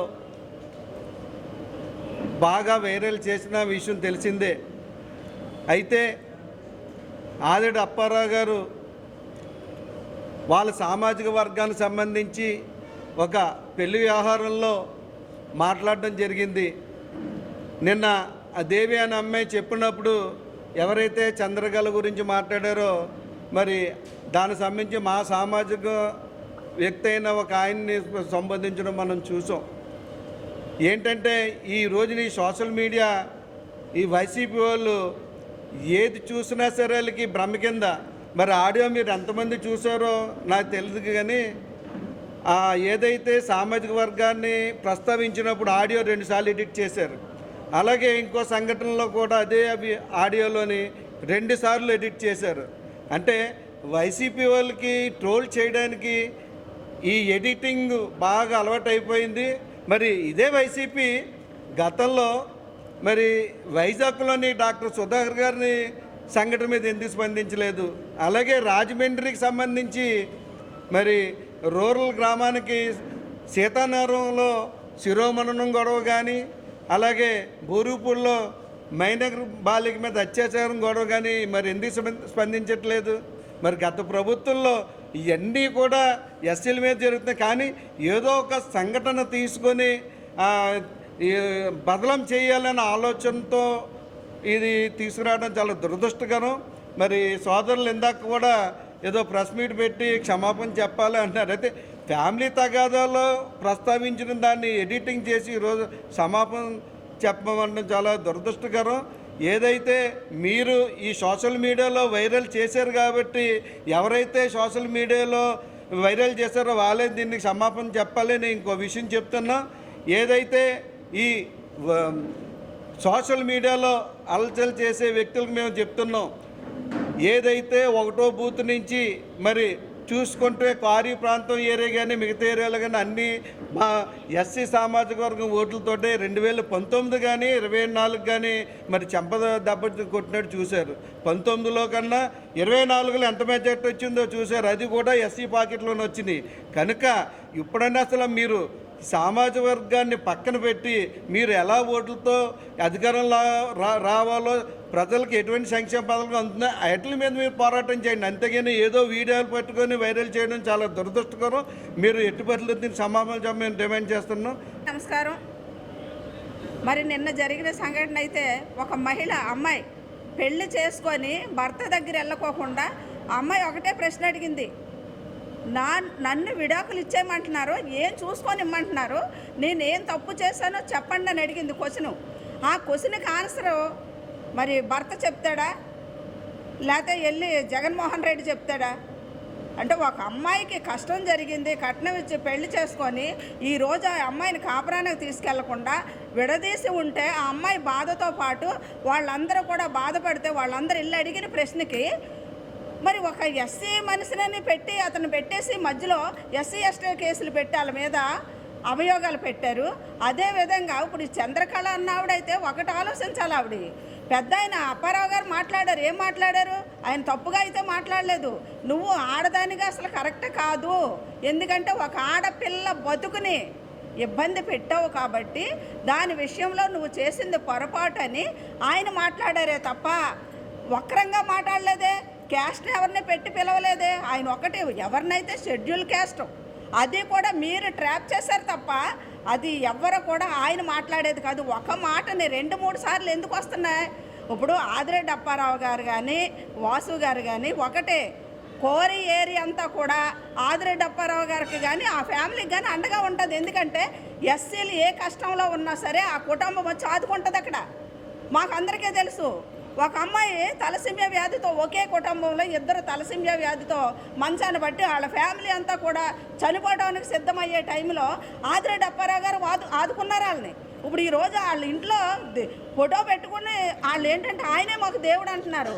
మమ్మల్ని అందరినీ కూడా ఎస్సీలను అందరినీ కూడా మా ఇంటి ఆడపడుచులనే సంబోధిస్తారు తప్ప ఎస్సీ వాళ్ళని ఏ రోజు కూడా మమ్మల్ని ఎవరిని కించపరచలేదు.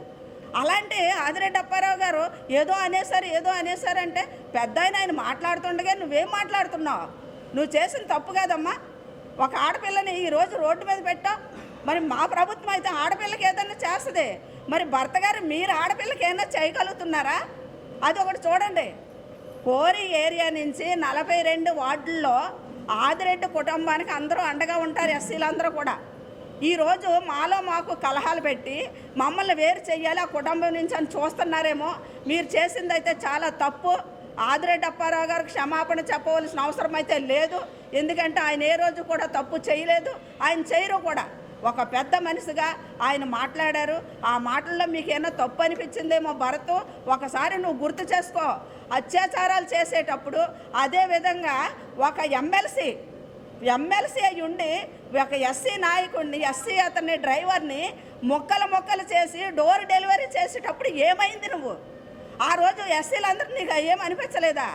ఒక ఎస్సీ నాయకుడిని అంత దారుణంగా ఎస్సీ కులంలో ఉన్న అతన్ని డోర్ డెలివరీ చేసిన నువ్వు ఆ రోజు మీరందరూ ఏం చేశారు? జగన్మోహన్ రెడ్డి ఏం చేశాడు? ఆ రోజు జగన్మోహన్ రెడ్డికి కనిపించలేదా? భరత్ నీకు కనిపించలేదా? ఆ రోజు ఎస్సీలు లేరా? ఈరోజు ఎస్సీలు వచ్చారా? ఎపిసోడ్ల కింద ఈ వారం ఒక ఎపిసోడు, నెక్స్ట్ వారం ఇంకొక ఎపిసోడు, నెక్స్ట్ మంత్ ఇంకొక ఎపిసోడ్లు, ఒక ఎపిసోడ్ అయిన తర్వాత ఇంకొక ఎపిసోడ్ని తెర మీద తీసుకొస్తున్నారు. మీరు ఎన్ని తెర మీద తీసుకొచ్చినా ఎస్సీల్ని ప్రలోభాలకి గురి చేయడానికి మీరు ఎన్ని మంత్రాలు వేసినా ఎస్సీలందరూ కూడా తెలుగుదేశం పార్టీ వైపే ఉన్నారు.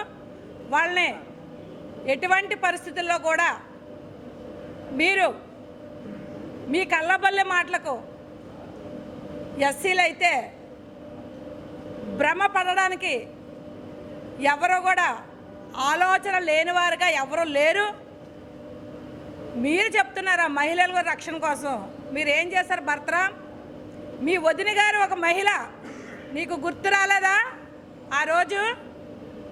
అంతేకాదు ఆదిరెడ్డి అప్పారావు అన్న ఒక వ్యక్తి ఈ రాజకీయాలు కూడా లేనప్పుడు ఆ కులంలోనూ ఒక పెద్దగా వ్యవహరించి వాళ్ళ కులంలో ఏమైనా సరే తగాదాలు వస్తే ఒక కుటుంబం పెద్దగా మరి ఆయన చర్యలు తీసుకుంటూ ఉండేవారు. దానిని మీరు ఎడిటింగ్లు చేసి ఎస్సీలు రెచ్చగొట్టడానికి ప్రయత్నాలు చేస్తున్నారు. కానీ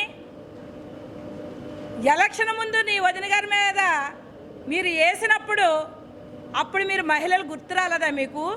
అంతేకాదు మహిళలు ఎవరైనా సరే ప్రతి ఒక్కరు కూడా చాలా ఆలోచితంగా ఆలోచిస్తారు. ఒక ఇంటి కోడలు, ఒక బిడ్డని ఒక ఇంటి కోడలు ఇచ్చినప్పుడు మనకంటా ఉన్నతంగా ఉన్న వారికి మన ఆడపిల్లని ఇస్తాము. ఎంతో ఉద్యోగం ఉన్నదని, ఎంత బాగా చూసుకుంటారని ఆడకూతురు నా ఇంటికి ఇస్తే హింసించిందే కాకుండా, ఇబ్బందులు పెట్టిందే కాకుండా రాజకీయాన్ని పొలవడం ఎంతవరకు సబబు అని మిమ్మల్ని నేను హెచ్చరిస్తూ, నాకు ఈ అవకాశం ఇచ్చిన మా ఎస్సీ నాయకులందరికీ కూడా నమస్కారాలు తెలియపరుస్తూ సెలవు తీసుకుంటాను. రాజు, నేను నగర తెలుగుదేశం పార్టీ సిటీ ఎస్సీసీఎల్ అధ్యక్షుడిగా కొనసాగుతున్నాను. మరి ఈరోజు ఈ ప్రెస్ మీట్ పెట్టడానికి గల కారణం, నిన్న ఏదైతే ఆదిరెడ్డి అప్పారావు గారు ఆడియో క్లిప్ మార్ఫింగ్ వీడియో చేస్తూ ఆడియోని ఎడిట్ చేసి మరి ఏదైతే ప్రజలు మర్చిపోయారు, మమ్మల్ని 2024లో ప్రజల తీర్పుని తిరస్కరించిన విధానానికి ఏ విధంగా జనాల్లోకి వెళ్ళాలో తెలియక, ఇది ఏదైతే రాజమండ్రి ఎంపీగా, మాజీ ఎంపీగా ఉండి ప్రస్తుత ఆదిరెడ్డి శ్రీనివాస్ గారి మీద 73,000 ఓట్ల మెజార్టీతో ఓడిపోయిన మార్గాని భరతరామ్ గారు చేస్తున్న చీపు పాలిటిక్స్, స్టార్టింగ్ నుంచి కూడా వీడియోలు ఎడిటింగ్ మార్చి మరి ఏదైతే ఆదిరెడ్డి కుటుంబం మీద ఈ యొక్క ప్రజాదరణని ఏ విధంగా చెడగొట్టాలి అనే ఉద్దేశంతో, దురుద్దేశంతో స్టార్టింగ్ నుంచి కూడా ఆదిరెడ్డి కుటుంబం మీద ఇలాంటివన్నీ కూడా చేస్తున్నాడు. ప్రజా సమస్యల మీద పోరాటాలు లేవు. ఎప్పుడూ కూడా ఏ శవం ఎవరు చనిపోతారా, లేకపోతే ఎక్కడ ఏ ఆడపిల్ల బలైపోతుందా ఆ ఎడ్డెట్టుకొని ఈ రాజకీయాలు చేయడం తప్పితే మరి ఇంకా ప్రజా సమస్యల మీద పోరాడే పరిస్థితులు వైఎస్ఆర్సీపీ నాయకులకు కానీ కేడర్కి కానీ లేని పరిస్థితి. మరి ఆదిరెడ్డి అప్పారావు గారి కోసం మాట్లాడుతూ ఆయన సామాజిక వర్గంలో ఉన్న ఒక పెద్ద తరహా వ్యక్తిగా ఎప్పుడో సంవత్సరాల కిందట జరిగిన గొడవని ఒక కుటుంబంలో ఒక భార్యాభర్తల ఒక ఆడపిల్ల జీవితాన్ని నిలబెట్టే ప్రక్రియలో మరి మధ్యలోకి ఒక ఎస్సీ సామాజిక వర్గంలో ఉన్న వ్యక్తి ఒక ఇల్లీగల్ కాంటాక్ట్తో ఆ ఒక కుటుంబంలో ఉన్నప్పుడు సర్వసాధారణంగా ఎవరైనా ఒక కుల వ్యవహారం మాట్లాడుకునేటప్పుడు వాళ్ళు ఎందుకమ్మా ఇందులోకి ఇన్వాల్వ్ చేస్తున్నావు అని అనడం మరి ఆయన పద్ధతరాగా అని ఉండొచ్చు. దాన్ని ఎడిటింగ్లో కట్ చేసి దాన్ని ఒక ఏదో విధంగా ఒక కుల ప్రాతిపదికన పబ్బం గడుపుకుందామని మరి ఏదైతే వైఎస్ఆర్సీపీ నాయకులు మార్గాన్ని భర్తరం చేసే ప్రక్రియ ఏదైతే ఉందో రాజమండ్రి ప్రజలందరూ కూడా చూస్తున్నారు. రాజమండ్రి మధురపూడి విమానాశ్రయానికి చేరువలో ఉన్న Narayana CBSE school hostel branch నందు ఆదివారం అవగాహన సదస్సు ఘనంగా జరిగింది. రాజమండ్రి మధురపూడి విమానాశ్రయానికి చేరువలో Narayana CBSE school hostel branch నందు అవగాహన సదస్సు ఆదివారం ఘనంగా జరిగింది. ఈ కార్యక్రమానికి ముఖ్య అతిథులుగా జేఎన్టీయు విశ్రాంత లెక్చరర్ మురళీకృష్ణ, సిబిఎస్ఈ ఆర్ఎండ్డిహెచ్ పై శ్రీనివాసరావు, నారాయణ విద్యా సంస్థల డైరెక్టర్స్ లో ఒకరైన గంటా రవితేజ పాల్గొని జ్యోతి ప్రజ్వలన చేశారు. ఈ కార్యక్రమానికి వేల సంఖ్యలో విద్యార్థుల తల్లిదండ్రులు హాజరయ్యారు. ఈ సందర్భంగా నారాయణ విద్యా సంస్థల డైరెక్టర్ గంటా రవితేజ మాట్లాడుతూ, నాటి చిన్న విద్యా సంస్థ ఈనాడు అంచెలంచెలుగా ఏ విధంగా ఎదిగిందో, నారాయణ విద్యా సంస్థలు ఎందుకు విద్యా విధానంలో అగ్రగామిగా ఉన్నాయో వివరించారు. వై శ్రీనివాసరావు మాట్లాడుతూ, సిబిఎస్ఈ ప్రణాళికలు, నూతన విద్యా విధానాలు విద్యార్థులకు ఏ విధంగా ఉపయోగపడుతున్నాయో పేర్కొన్నారు. ఈ కార్యక్రమానికి జిల్లా ఏజీఎంలు, జోనల్ కోఆర్డినేటర్స్, పాఠశాలల ప్రిన్సిపల్స్ హాజరయ్యారు. అమలాపురం ఏజీఎం శ్రీనివాస్ రెడ్డి అధ్యక్షతన ఈ కార్యక్రమం దిగ్విజయంగా జరిగింది. అందరికీ నమస్కారం. ఈవేళ మన మధురాపూడి రాజమండ్రి క్యాంపస్లో పేరెంట్స్ ఓరియంటేషన్ ప్రోగ్రామ్ నిర్వహించడం జరుగుతుంది.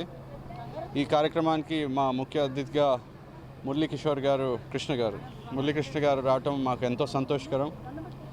మనందరికీ తెలుసు, లాస్ట్ డిసెంబర్ దీన్ని భూమి పూజ చేసి మన రైతన్నల నుంచి ఈ బిల్డింగ్ మొదలుపెట్టాము. ఇవాళ మనకి ఆల్రెడీ కంప్లీషన్ స్టేజ్లో వచ్చింది. అండ్ ఈ క్యాంపస్లో మెయిన్గా మనకి ఫస్ట్ టైం రాజమండ్రిలో ఈస్ట్ గోదావరిలో రెసిడెన్షియల్ క్యాంపస్ చేస్తున్నామండి.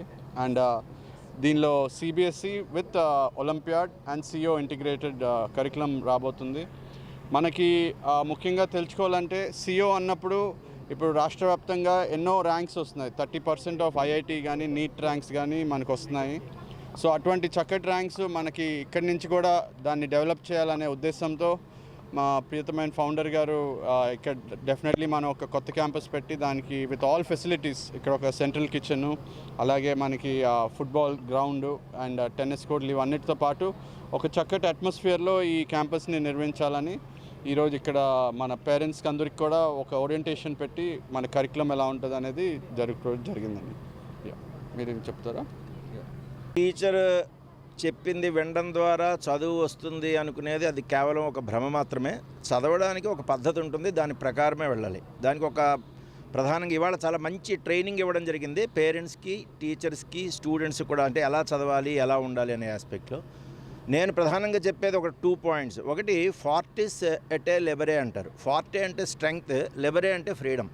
అంటే స్ట్రెంగ్త్ స్ట్రాంగ్గా ఉంటేనే నువ్వు freedom of expression, freedom of thought, ఒక విషయాన్ని అర్థం చేసుకోవడం అన్నీ డెవలప్ అవుతాయి. నువ్వు ఫ్రీగా ఆలోచిస్తూనే నువ్వు చాలా స్ట్రాంగ్ కూడా అవుతావు. ఇది చాలా గొప్ప లాటిన్ స్టేట్మెంట్. అలాగే డొసిన్డో డెసిమస్ అంటారు, అంటే టీచ్ టు లెర్న్ అని. క్లాస్లో విన్నంత మాత్రాన స్టూడెంట్కి చదువు రాదు, రాసినా కూడా రాదు. ఆ నేర్చుకున్న విషయాన్ని అతను తన ఫ్రెండ్కో, ఇంట్లో ఎవరో ఒకరికి ఇంకొకరికి ఎక్స్ప్లెయిన్ చేసుకోవాలి. ఎవరూ లేకపోతే ఆత్మను మించిన అద్దం ఉన్నదా అన్నారు. అంటే అద్దంలో ఎదురుగుండా నిలబడి తనకి తానైనా సరే ఎక్స్ప్లెయిన్ చేసుకోవాలి. కాళిదాస్ బెస్ట్ ఫ్రెండ్ చెట్టు అని చెప్పాడు. కాబట్టి ఒక చెట్టుకైనా ఎక్స్ప్లెయిన్ చేయాలి. ఎవరో ఒకరికి ఎక్స్ప్లెయిన్ చేస్తేనే we learn thrice when we teach others. Education is transfer of civilization అన్నాడు ప్లాటో. సో నేర్చుకున్న విషయాన్ని ఇంకొకళ్ళకి ఎక్స్ప్లెయిన్ చేసినప్పుడు మాత్రమే స్టూడెంట్కి నాలెడ్జ్ అనేది వస్తుంది. అలాంటి మంచి వాతావరణం ఇక్కడ మనకి కనబడుతోంది. I wish the education institutions a grand success. Thank you. రాజమండ్రిలో నూతనంగా ప్రారంభించేటటువంటి నారాయణ సిబిఎస్ఈ క్యాంపస్ని మనం ఈరోజు దీనికి సంబంధించి మనం పేరెంట్స్ అవగాహన సదస్సు పెట్టడం జరిగింది. తూర్పుగోదావరి నుంచి కానీ పశ్చిమ గోదావరి 2 జిల్లాల నుంచి 1500 మంది పిల్లలు, సుమారుగా 2200 మంది పిల్లలు పేరెంట్స్, మొత్తం 3700 మంది పిల్లలు కలిపి వచ్చి రాయడం జరిగింది. ఈ ప్రోగ్రాంలో మేజర్గా మా డైరెక్టర్ గారు రవితేజ గారు పాల్గొనడం, అదేవిధంగా జేఎన్టీయు ప్రొఫెసర్ గారు కూడా మురళీకృష్ణ గారు కూడా పాల్గొనడం, అదేవిధంగా ఇక్కడికి వచ్చినటువంటి పేరెంట్స్ అందరికీ కూడా మురళీకృష్ణ గారు కానీ రవితేజ గారు కానీ పిల్లలు ఎలా ఉండాలి, ఇంట్లో ఎలా ఉండాలి, స్కూల్లో ఎలా ఉండాలి, సొసైటీలో ఎలా ఉండాలి, వేటితో జాగ్రత్తగా ఉంటే వాళ్ళ లైఫ్ అనేది చాలా బ్యూటిఫుల్గా ఉంటుంది అనేటువంటి దాని మీద సుదీర్ఘమైనటువంటి మంచి అవేర్నెస్ ప్రోగ్రామ్ అనేది ఈరోజు వీళ్ళిద్దరూ ఇవ్వడం జరిగింది. ఈ ప్రోగ్రాంకి వచ్చినటువంటి ఈస్ట్ అండ్ వెస్ట్ గోదావరి మా పేరెంట్స్ అందరికీ, అదేవిధంగా పిల్లలందరికీ, అదేవిధంగా మీడియా వారికి, అదేవిధంగా ఈ ప్రోగ్రాం ఇంత సక్సెస్ కావడానికి సహకరించినటువంటి అందరికీ వెస్ట్ గోదావరి డీజీఎం తరఫున రామిరెడ్డి అనేటటువంటి నేను కృతజ్ఞతలు తెలియజేసుకుంటున్నాను. థ్యాంక్ యూ అందరికీ. ఈరోజు నారాయణ విద్యా సంస్థల ఆధ్వర్యంలో మా అమలాపురం, కోనసీమ జిల్లా, అలాగే కాకినాడ జిల్లా, ఈస్ట్ గోదావరి జిల్లా అండ్ వెస్ట్ గోదావరి జిల్లాల నుంచి 3500 మందికి పైగా వచ్చి ఇక్కడ మా ప్రోగ్రాంలో పార్టిసిపేట్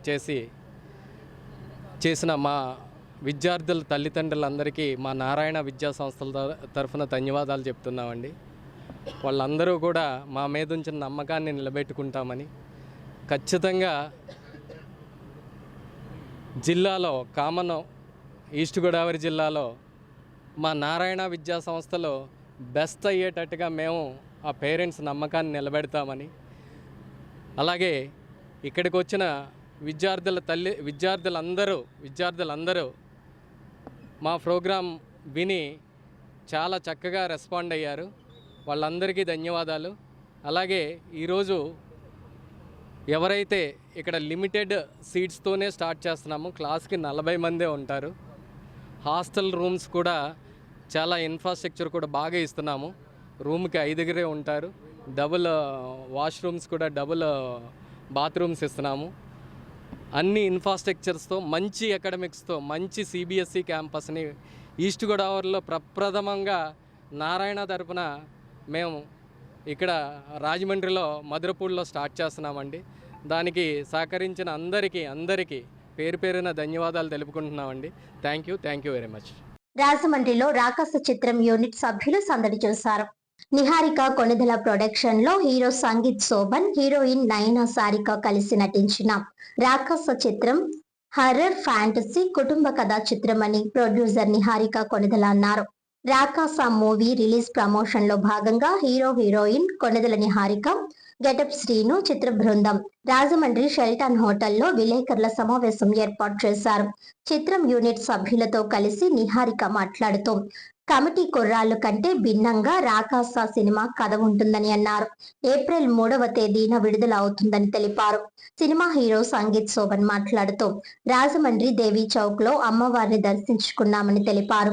తన తండ్రి గారిది రాజమండ్రి సమీపంలోని కోరుకొండ గ్రామం అని వివరించారు. హీరోయిన్ నయనా సారిక మాట్లాడుతూ రాజమండ్రి చాలా సార్లు వచ్చానని తెలిపారు. ప్రెస్ మీట్ లో కూర్చొని మాట్లాడడం మొదటిసారని అన్నారు. రాకాస సినిమాలో కష్టపడి నటించామని తెలిపారు. గెటప్ శ్రీను మాట్లాడుతూ రాజమండ్రి రావడం చాలా ఆనందంగా ఉందని అన్నారు. ఫ్యాంటసీ, హర్రర్, కామెడీ, కుటుంబ కథ చిత్రం తప్పకుండా విజయం సాధిస్తుందని అన్నారు. చాలా బాగా అలరిస్తుంది. కుటుంబం అంతా కలిసి వచ్చి హ్యాపీగా చూడదగ్గ సినిమా ఇది. దీంట్లో కామెడీ ఉంది, ఫ్యాంటసీ ఉంది, ఎమోషన్ అన్నీ ఉన్నాయన్నమాట. సో మన తెలుగు ప్రేక్షకులకి బాగా నచ్చే అంశాలన్నీ ఈ చిత్రంలో మానస శర్మ గారు బాగా రాసుకున్నారు. సినిమా బాగా తీశారు. సినిమా మా హీరో సంగీత్ గారు చాలా బాగా చేశారు. అండ్ మా నయనా సారిక గారు చాలా బాగా చేశారు. నైన్ సారిక అండి ఆవిడ గారు. నేను 9-10 ఇలా అంటూ ఉంటాను అనమాట, సారీ అనుకోద్దు. సో నైన్ సారిక కూడా చాలా బాగా చేశారు. ఈ సినిమాలో యాక్ట్ చేసిన అందరూ బాగా చేశారు. అండ్ మ్యూజిక్ కూడా చాలా బాగా వచ్చింది. అండ్ స్నేక్ డ్యాన్స్ కూడా చాలా బాగా వెళ్తుంది. చాలా బాగా చేస్తున్నారు అందరూ, రీల్స్ కూడా. చాలా సంతోషం. సో ఇదే ఉత్సాహం సినిమా థియేటర్లో రాకాస్ ఇస్తుందని మనస్ఫూర్తిగా నమ్ముతున్నాను. సో ఈ ఏప్రిల్ 3న మా సినిమా రిలీజ్ కాబోతుంది. అందరూ కుటుంబం అంతా కలిసి వెళ్ళి మా సినిమాని చూసి మాకు మంచి విజయాన్ని అందిస్తారని మనస్ఫూర్తి కోరుకుంటూ థ్యాంక్ యూ సో మచ్. జై రాకాసా చెప్తాను sir. Thank you so much అని ఇక్కడ వచ్చినందుకు. పెద్ద ఇంకా వీళ్ళు చెప్పిన దానికంటే ఎక్కువ చెప్పేది ఏముండదు. Madam sir yes sir. పొద్దున్నే మన దేవీ చౌక్లో ఉన్న బాలా త్రిపుర సుందరి అమ్మవారి టెంపుల్కి వెళ్ళి వచ్చాం. చాలా పాజిటివ్ అనిపించింది. అమ్మవారు చాలా అందంగా ఉన్నారు. పొద్దున్న నుంచి మేము దాని మీద ట్రిప్ అవుతున్నాం. చాలా వెరీ హ్యాపీ అండి. రాజమండ్రి మా ఊరే, మా నాన్నగారు ఇక్కడ కోరుకొండ దగ్గర పెరిగారు ఆయన. సో మొన్న ఇక్కడ షూట్ ఫినిష్ చేసుకుని ప్రమోషన్స్కి హైదరాబాద్కి వెళ్ళి మళ్ళీ ఇక్కడికి వచ్చాం. చాలా సంతోషంగా ఉంది. వీళ్ళిద్దరు చెప్పేసినట్టు నెక్స్ట్ ఆవిడ చెప్తున్నట్టు రాకాస సినిమా ఒక మంచి ఫ్యాంటసీ కామెడీ సినిమా అండి. 100% జనాల్ని ఎంటర్టైన్ చేయడానికి మాత్రమే కాకుండా ఒక మంచి ఎక్స్పీరియన్స్ ఇవ్వాలని చెప్పి చాలా కష్టపడి పనిచేసాం. మేము అందరం 1 సంవత్సరం పాటు సినిమా మీద వర్క్ చేసి వచ్చాం. మీ అందరికి నచ్చుతుంది అనుకుంటున్నాం. ఏప్రిల్ 3 రాబోతుంది.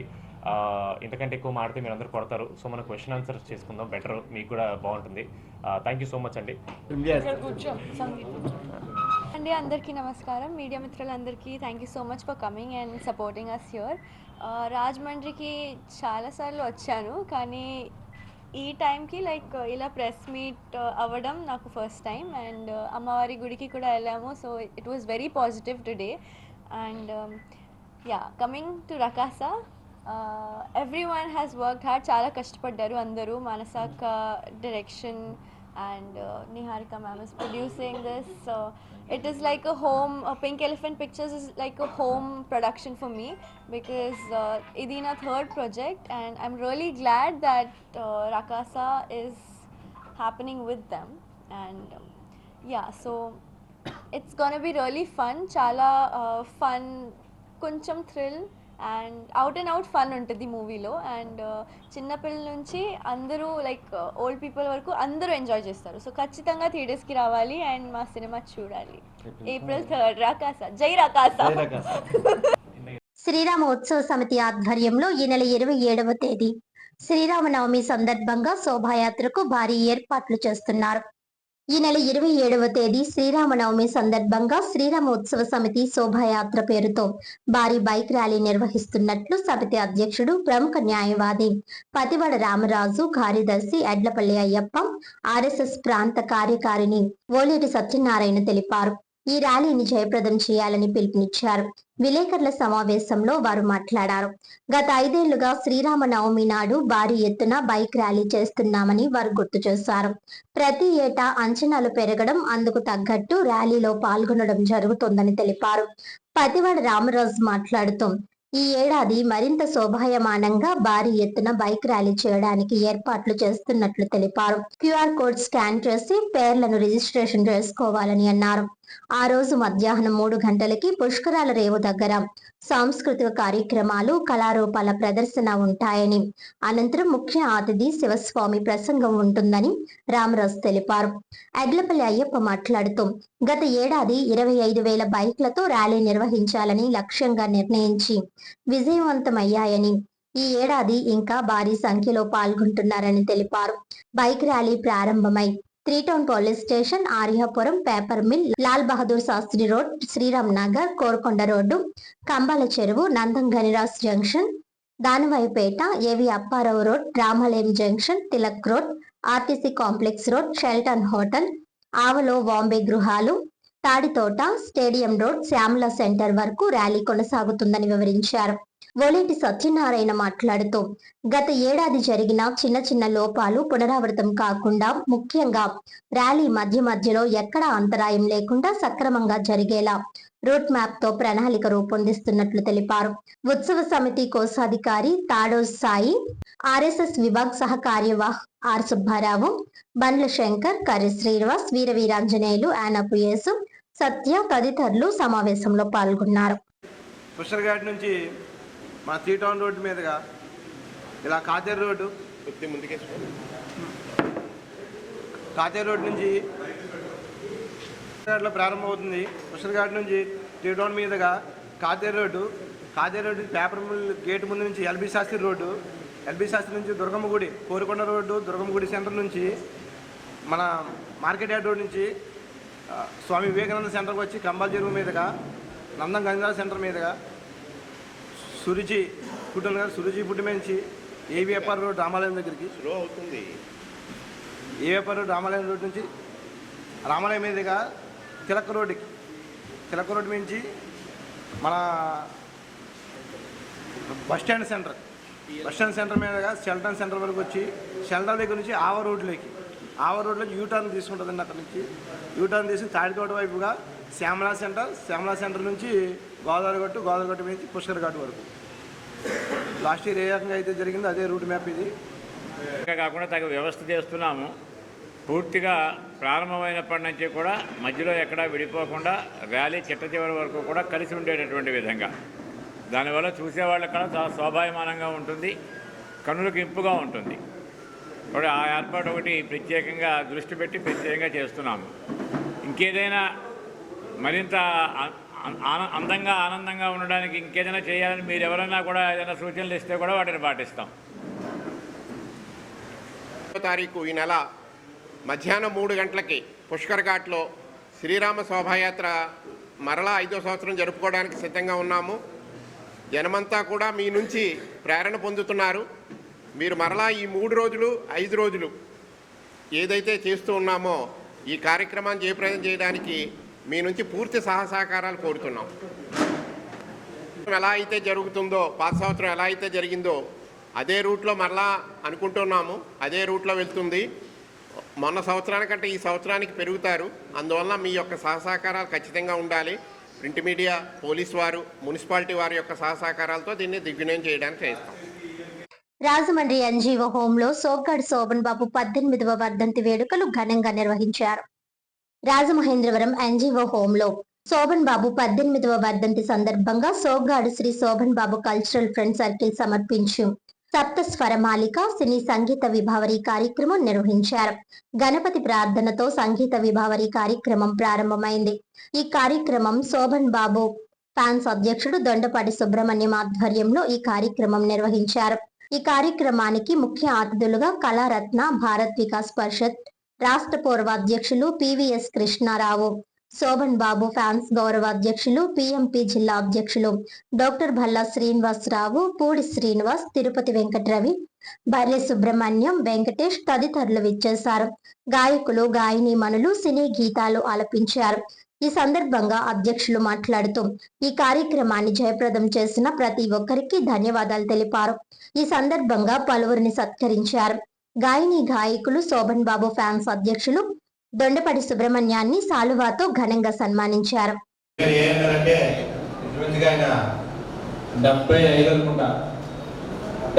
సంవత్సరాలు ఈ రోజున గ్రూప్ డ్యాన్స్ అందరూ కూడా రాజమండ్రిలో లేరు.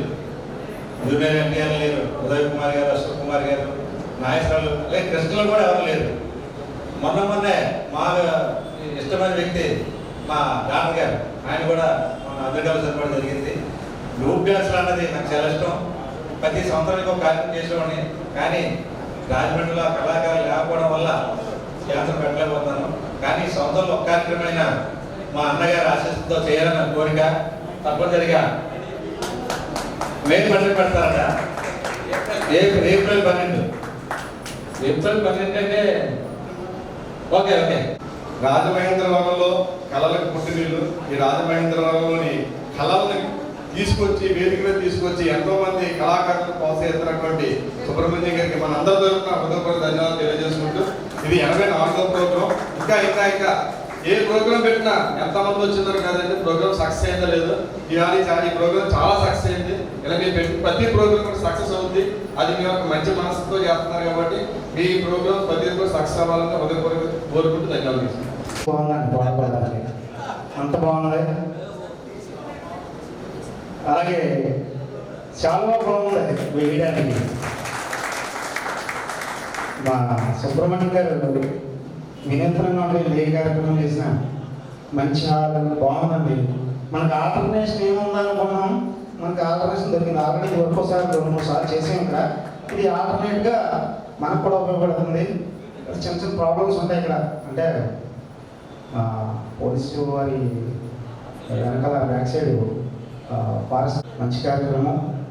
ఏదైనా సంవత్సరాది వెళ్ళిన వెంటనే మొదటి కార్యక్రమం చేశారు సుబ్రహ్మణ్యం గారు. ఆల్ ది బెస్ట్ అండి. మీకు మీ సింగర్స్కి ఇచ్చేసిన పెద్దలందరికీ మరొకసారి హృదయపూర్వక ధన్యవాదాలు. మా సింగర్స్ అందరినీ వెలుగులో తీసుకొచ్చి మంచి మంచి పాటలు ఇచ్చి మంచి మంచి ప్రోగ్రామ్ చేయాలని మనసారి కోరుకుంటూ సెలవు తీసుకుంటాం. వాళ్ళ శ్రీనివాస్ గారు మాట్లాడుతున్నారు.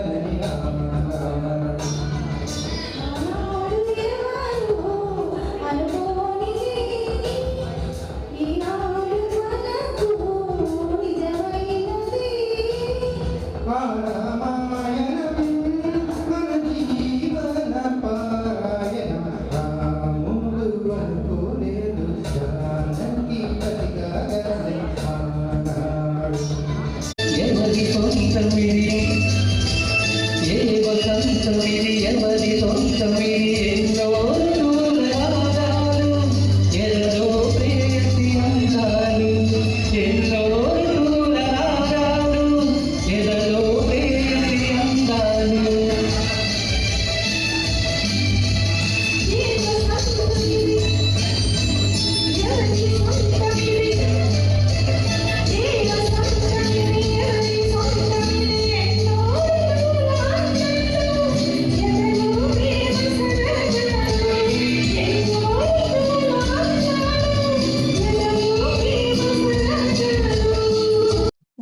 వెంకటరెడ్డి 173వ జయంతిని ఆంధ్రప్రదేశ్ రాష్ట్ర ప్రభుత్వం అధికారిక కార్యక్రమంగా నిర్వహిస్తుంది. దొమ్మెటి వెంకటరెడ్డి 173వ జయంతిని పురస్కరించుకుని ఆంధ్రప్రదేశ్ రాష్ట్ర ప్రభుత్వం అధికారిక కార్యక్రమంగా నిర్వహిస్తుంది. ఈ కార్యక్రమాన్ని పురస్కరించుకుని విజయవాడ ప్రధాన కూడల్లో మునుపెన్నడూ లేని విధంగా Benz circle, Ramavarappadu ring, collector camp office దగ్గర మన జాతిపిత ప్రముఖ సంఘ సంస్కర్త స్వర్గీయ దొమ్మెటి వెంకటరెడ్డి అతిపెద్ద హోర్డింగ్స్ విజయవాడ సెట్టిబుల్స్ సంఘం ప్రెసిడెంట్ కడలి బంగారు వెంకటేశ్వరరావు, వైస్ ప్రెసిడెంట్ కోలా రాధాకృష్ణ, ప్రధాన కార్యదర్శి సెక్రటరీ కాల రాజశేఖర్ ఆధ్వర్యంలో నిర్వహించడమైంది. నగరంలో జయంతి వేడుకలు ఆటో నగర్లోని కావేరీ లాడ్జ్ సమీపంలో పలుచోట్ల ఘనంగా నిర్వహించారు. జయంతిని పురస్కరించుకొని పలు సామాజిక సేవా కార్యక్రమాలను చేపట్టారు. ఈ సందర్భంగా వక్తలు మాట్లాడుతూ ఆయన సెట్టిబుల్స్ సమాజానికి పితామహుడు లాంటి మహోన్నతమైన వ్యక్తి. బ్రిటిష్ పాలనలో బర్మాకు వలస వెళ్లిన ఆయన స్వశక్తితో షిప్పింగ్ వ్యాపారంలో రాణించి ఆయన మేయర్గా ఎదిగారని గుర్తు చేశారు. నైట్ స్కూల్స్ ను, సంక్షేమ సంఘాలను స్థాపించారని, స్వదేశానికి తిరిగి వచ్చాక బోడసకుర్రు జమీందారుగా స్వతంత్ర పోరాటంలో పాల్గొని పలు విద్యా సంస్థలను స్థాపించారని అన్నారు. ఆయన ఒక ముందడుగు వేసి సెట్టిబలిజా అనే గౌరవప్రదమైన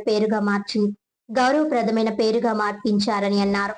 ప్రభుత్వ రికార్డుల్లో కూడా అదే పేరు నమోదు చేయాలని సూచించిన వ్యక్తి అని అన్నారు.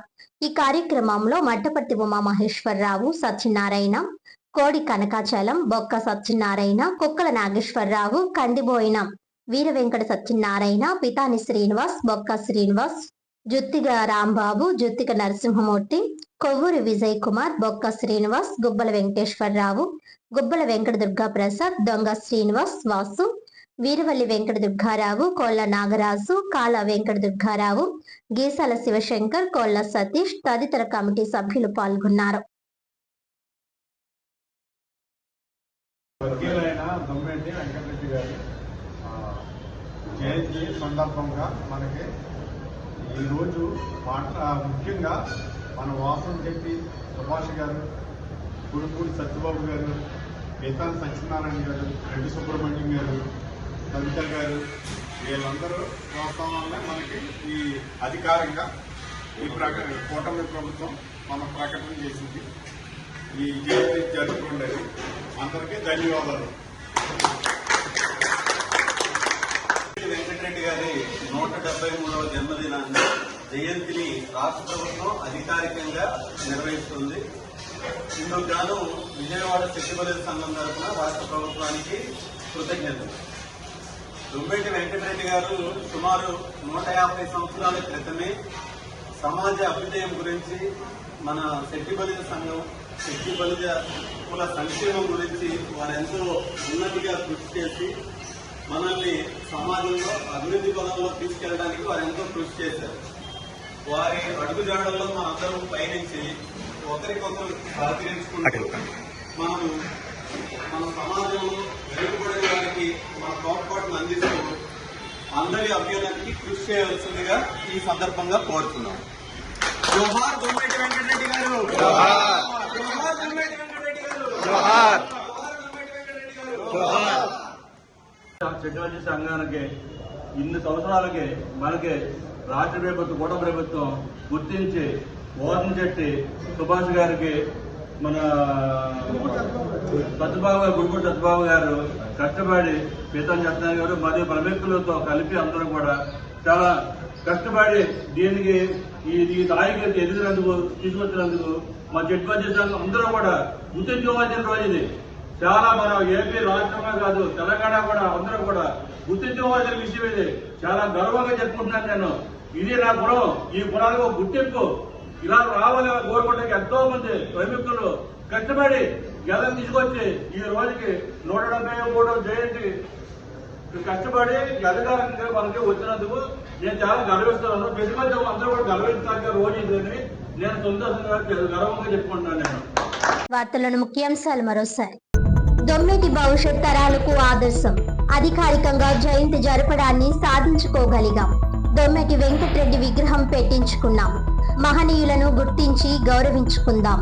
అందరం కలిసికట్టుగా ముందుకు సాగుదాం. జయంతి కార్యక్రమంలో సిటీ ఎమ్మెల్యే ఆదిరెడ్డి శ్రీనివాస్.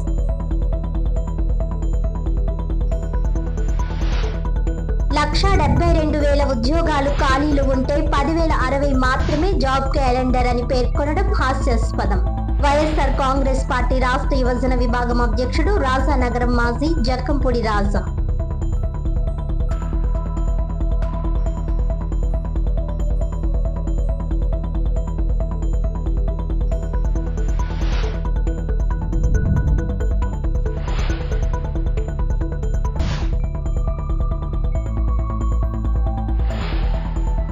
ఎట్టకేలకు సుదీర్ఘకాలం తరువాత పోలీసు యంత్రాంగం పాస్టర్ ప్రవీణ్ పగడాల సంస్మరణ సభ నిర్వహణకు అనుమతులు. మాజీ ఎంపీ జీవి హర్ష్ కుమార్.